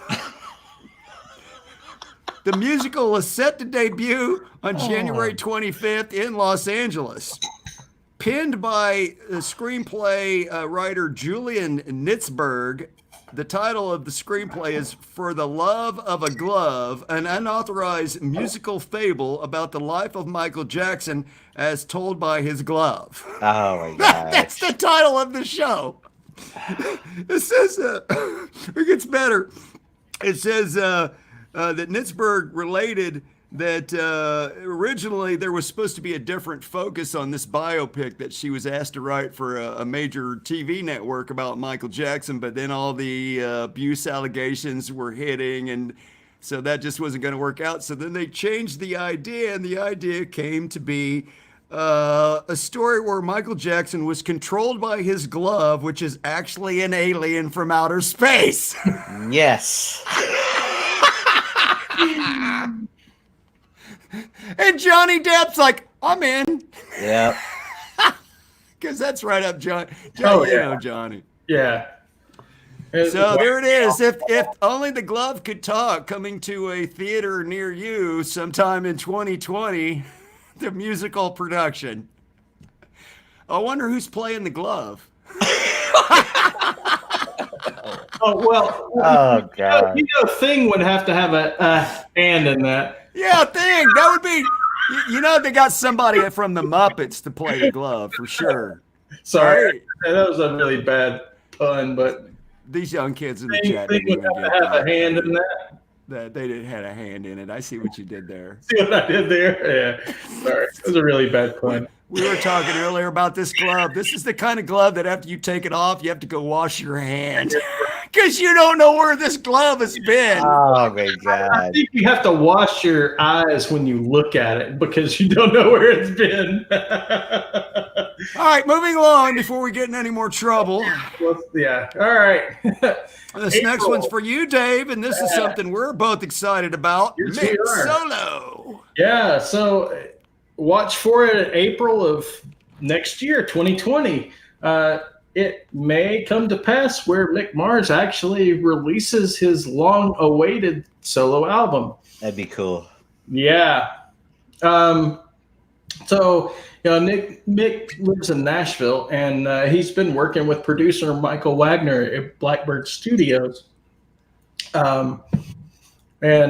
He recently landed a guest spot on the new song Outlaws and Outsiders from country artist Corey Marks. So, Yeah, he's playing on a country song. if you want to hear some recent Mick playing, check that one out. By the way, Mick likes relicking.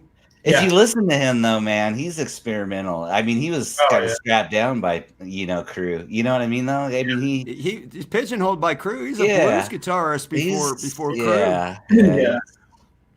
So, yeah. Anyway, A poor one working in a liquor store, but right. No, he was a poor one in another band. In another band at London. going nowhere. No, it was at London. Yeah, it was London. London. It was London. Yeah, London. No, Nikki was in London. Yeah, Nikki was in Nikki was London. in London. Nikki was in Mick was London. Nikki was in London. Mick was in. What band was He was in a band that had a recording contract, but it was nowhere near like Motley Crue music. It was more Right. like folk rock. Right. Well, it was like your quintessential 70s. By the Yeah. way, he's a Hoosier like me. He's from Indiana. Just saying. All right. All right, Mick Solo. I can't wait for that. So Yeah. that's Looking forward to that. did he mention in there that he's been Yeah. working on this thing for like? Oh, he's like, years. I'm not putting it out until it's right. Right. People Yeah. been wanting it, and he's like, it's gonna be me. It's gonna be how I want it.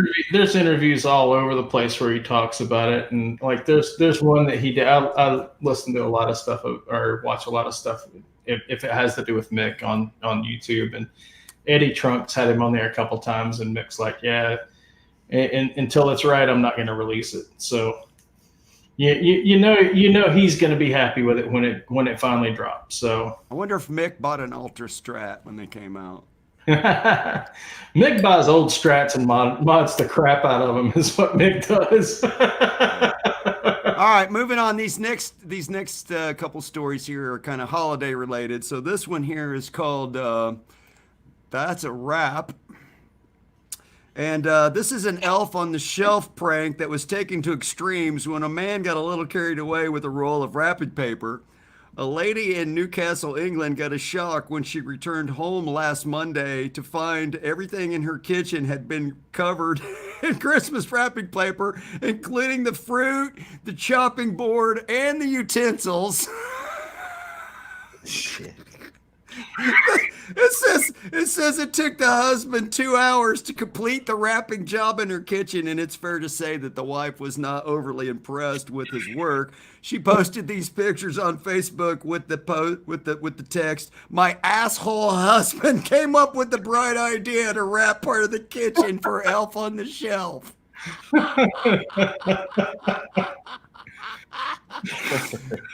Good on you, dude. I'm proud of you, man. Right? I can't even wrap that good when it's just a box. I Like, know. The floor and everything. I gotta say though, homeboy has way too much time on his hands. right? Yeah. 2 hours though. That's some dedication. That is, man. That is. Oh, that's a wrap. This next one is also a somewhat holiday related. This may be, I don't know. I'm just gonna say maybe he's a reindeer. Maybe I don't know. Oh dear. So, animal rescuers in California shared photos of a deer that accidentally decorated his antlers for the holidays. Plug him in. He's got freaking lights on his. Poor guy, poor deer. You're right. I hear you. Yeah. So, several officers, animal service officers, responded to a home in San Anselmo, California, where they encountered a His pup. name's not Rudolph, is it? No. Okay. Covered in Christmas lights. They said that the officer was unable to catch the deer to remove the lights. No. But One too many donuts. Otherwise, I would have been able to chase him down. right. But they believe that the deer, it's near a time where the deer will naturally shed their antlers, and will also shed the lights in the process. He's just in the holiday spirit is all. He's like, plug me in, bro. Right. This serves as a good reminder that when hanging holiday decorations, make sure they're secure and high, above animal level. so that they're less likely to be an issue for wildlife. Yeah, above deer level. Above antler level. He ain't just got like one strand. He's got like No, a whole like he Christmas took- tree. He took the Right. whole Christmas tree with him, Yeah. baby. Hey, he got plumb pissed off and started just raking, Probably, and wrapped him up. Yeah. Yeah. wrapped him up. Yeah. Oh dear. Oh dear. Well, gang, it's that time of the year where we're all looking for Christmas gifts, and this is called "Is All I Got Was This Rock."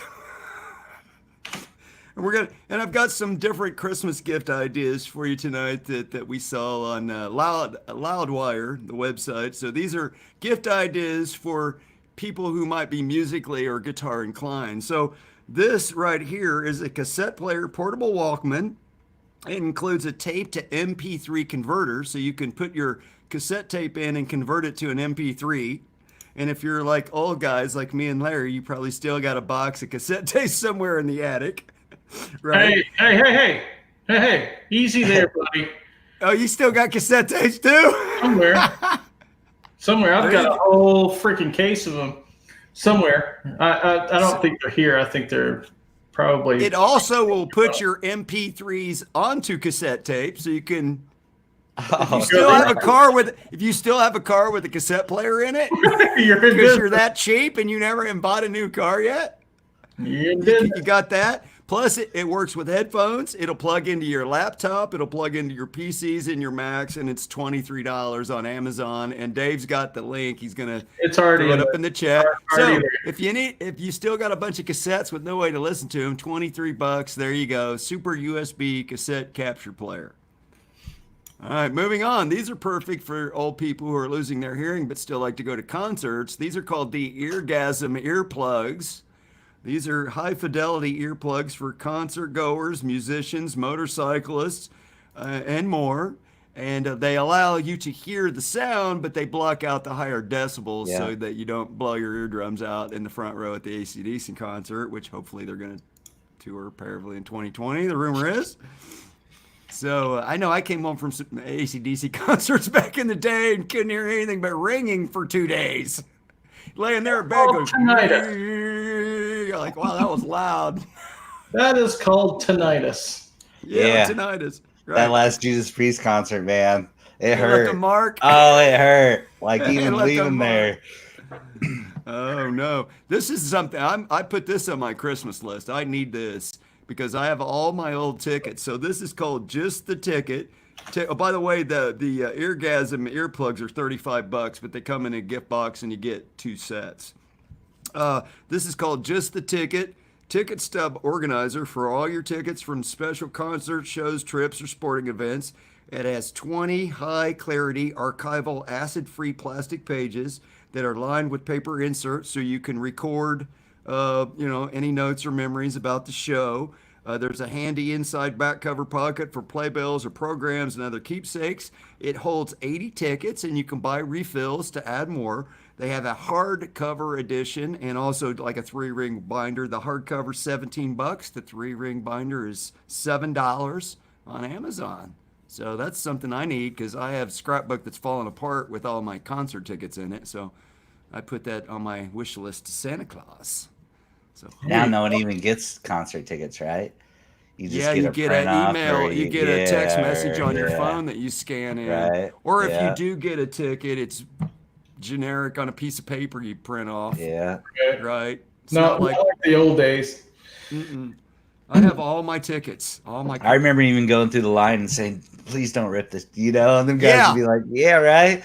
I would pre-bend it so that they would just take it because they would just rip it in half if you didn't ask them. Yeah. I just want you to tear off where it's serrated and leave me the rest, right? For the scrapbook.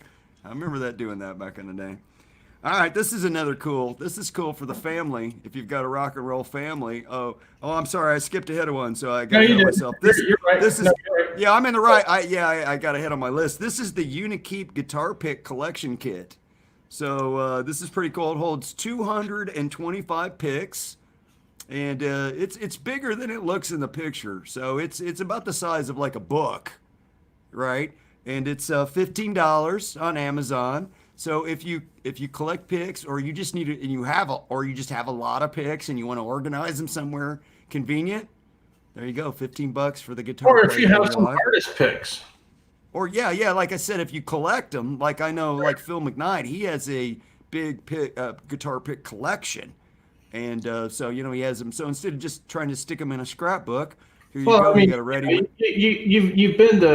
You've been to 10 Kiss shows, and you've sat in the front couple rows, and you've caught a few picks, and you want to keep them somewhere safe. There you go. Yeah, I have picks that people gave me when I was a limo driver. Like it's kind of like a little tip or something that I have. But I have them in a scrapbook. I don't have anything like this. Right. I don't have 255 picks. Yeah. No. But you can take the pages in and out. You don't have to have all the pages. It's like a 3-ring binder type of deal. Right. So for $15, I thought it was kind of cool for guitar pick collector guys. Sure. Moving on to the next one. This is the AC/DC Monopoly game. And I particularly love the little characters. So you got the Hell's Bells, you got the lightning bolt, you got the for those about to rock cannon, you got the schoolboy hat. I mean, you know, that's pretty cool. So go straight to hell without $200. Yeah, go straight to hell. Do not pass hell. Do not pass $200. Go straight to hell. Right. On the highway to hell. Yeah, I wonder, you can't really see in the picture, but I wonder what the properties are all named. Right. Like, right? You know, there's one named Who Made Who and Night Prowler Avenue.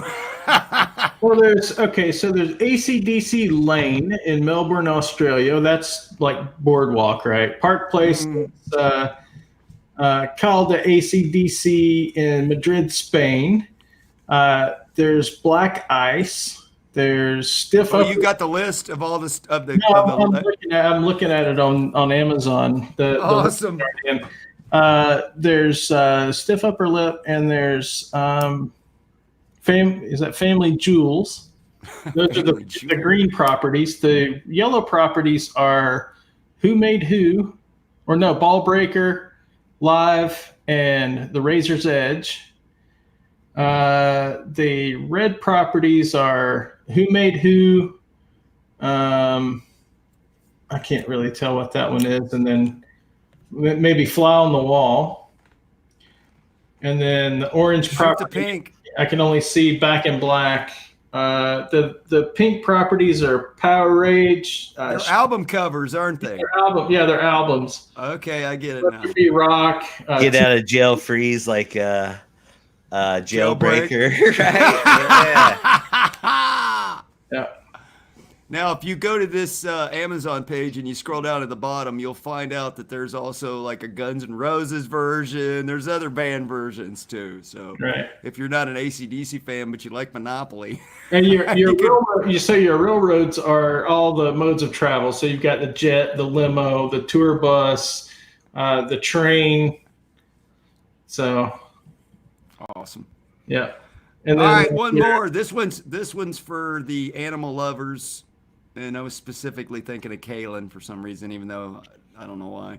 This is the Metal Cats coloring book. It's based on the book of photographs called Metal Cats that features metal artists with their cats. So this lady took the photograph book and made a coloring book out of it. It's $5. Metal artists with their adorable cats, if you like to color. That brings us to the end of ridiculous gifts for the holidays. Caleb says I'm buying it. So there'll be, how much was that one? It was $8. $8 for the coloring book. What? That's crazy. What are you typing? I got to bring the chat back up. I can't see the chat when I'm going through the I was just dropping Lars. R2's like, who in the dude? She's like, sold. She already ordered one. I was just dropping Larry's link to his channel. Oh, there you go. Good job. Good job on that. Well, everybody, please sub to Larry. You got to do that tonight. So if we get you some subs tonight, Larry, that'll be worth all the torture we put you through. Get this has been great, tonight. Man. This is awesome. We appreciate you coming on. We appreciate everybody joining in, watching the show, all the people participating in the chat. The Wire Nuts. We love our Wire Nuts. Yeah, we love you guys. Happy holidays. Everybody stay safe, please. We like to see you guys here every week, so stay safe. I know there's a lot of holiday parties and whatnot going on, so don't drink at home. Drive. Eggnog at home. Eggnog at home. Take a friggin' Uber. Take a Lyft. Ubernog. Yeah, I mean, have fun, but be responsible. So we love you guys, and we want to see all you guys back every week. So next week there is a monumentous occasion happening, gang. I don't even know how we managed to pull this off, but next week it's the friggin' Tone King. We're not worthy. We're not worthy. We're not worthy. So That's going to be pretty cool. We're going to have the Tone King on. We're going to ask Tone King questions next week. We are. And then we're going to make Tone King pick a guitar and an amp and a pedal. How's he ever going to do that? Right. Yeah, that's going to be fun. He'll spin around in his chair and point at one. He's like, oh, no. Yeah, he's got them all over his house. I don't even know how you'd pick one from that collection, but we're going to make him try anyway, so that should be good. Cool. That's going to be next Wednesday night. Same bat time, same bat channel. 6 p.m. in California, 7 p.m. if you live in Arizona, 9 p.m. where the rest of us live. 8 p.m. if you're Central Time. Yeah, 8 p.m. if you live in Chicago. Or Nashville. So or Alabama. It should be a lot of fun. We'll have fun. And then the next week we have Todd Flowers coming on the show. That'll be fun. And then we're going to do that special Christmas edition, Greatest Hits. Guys, we're nearing the end of the year, so that's Can crazy. you believe next week is going to be episode 20 already? That's 5 months. That's 5 months of Live Wires, bro. That's hard to believe, man. That's that's hard for me to believe it's been that long. I know, right? We got January coming up, and who knows? We even we're already kind of the gears are turning for the New Year's Day. New Year's Day is a Wednesday, so it won't be a New Year's Eve Live Wires. It'll be a New Year's Day Live Wires. So you have to watch football and then watch the Live Wires. Hey, there's Glenn. Hey, Glenn. Hey, what's up, Glenn? I hope you got my message about the thing Phil's doing. Hopefully that's something you two can work out. So. Well, gang, we're at the 2-hour mark. We're right at it. We're hit it just perfect, Dave. We probably ought to wrap this bad boy up. Really appreciate everybody coming on. Definitely appreciate Larry giving us some of his time and getting to know him a little bit better. And we'll do this again, brother. Thanks for having me on. Appreciate it. Guys in the chat, like I said, be safe, stay safe. We love you guys. We'll see you guys. Same time, same channel next week. Big discount on Livewires merch, 40% off. Follow the links in the description. Yeah, 40% off until tomorrow. So if you guys want it, it's there for the grabs. Cyber Thursday. Yep, Cyber Thursday. Yeah. Rock on, everybody. We sure appreciate you tuning in. We'll see you next week. See you guys. Rock on. Rock on.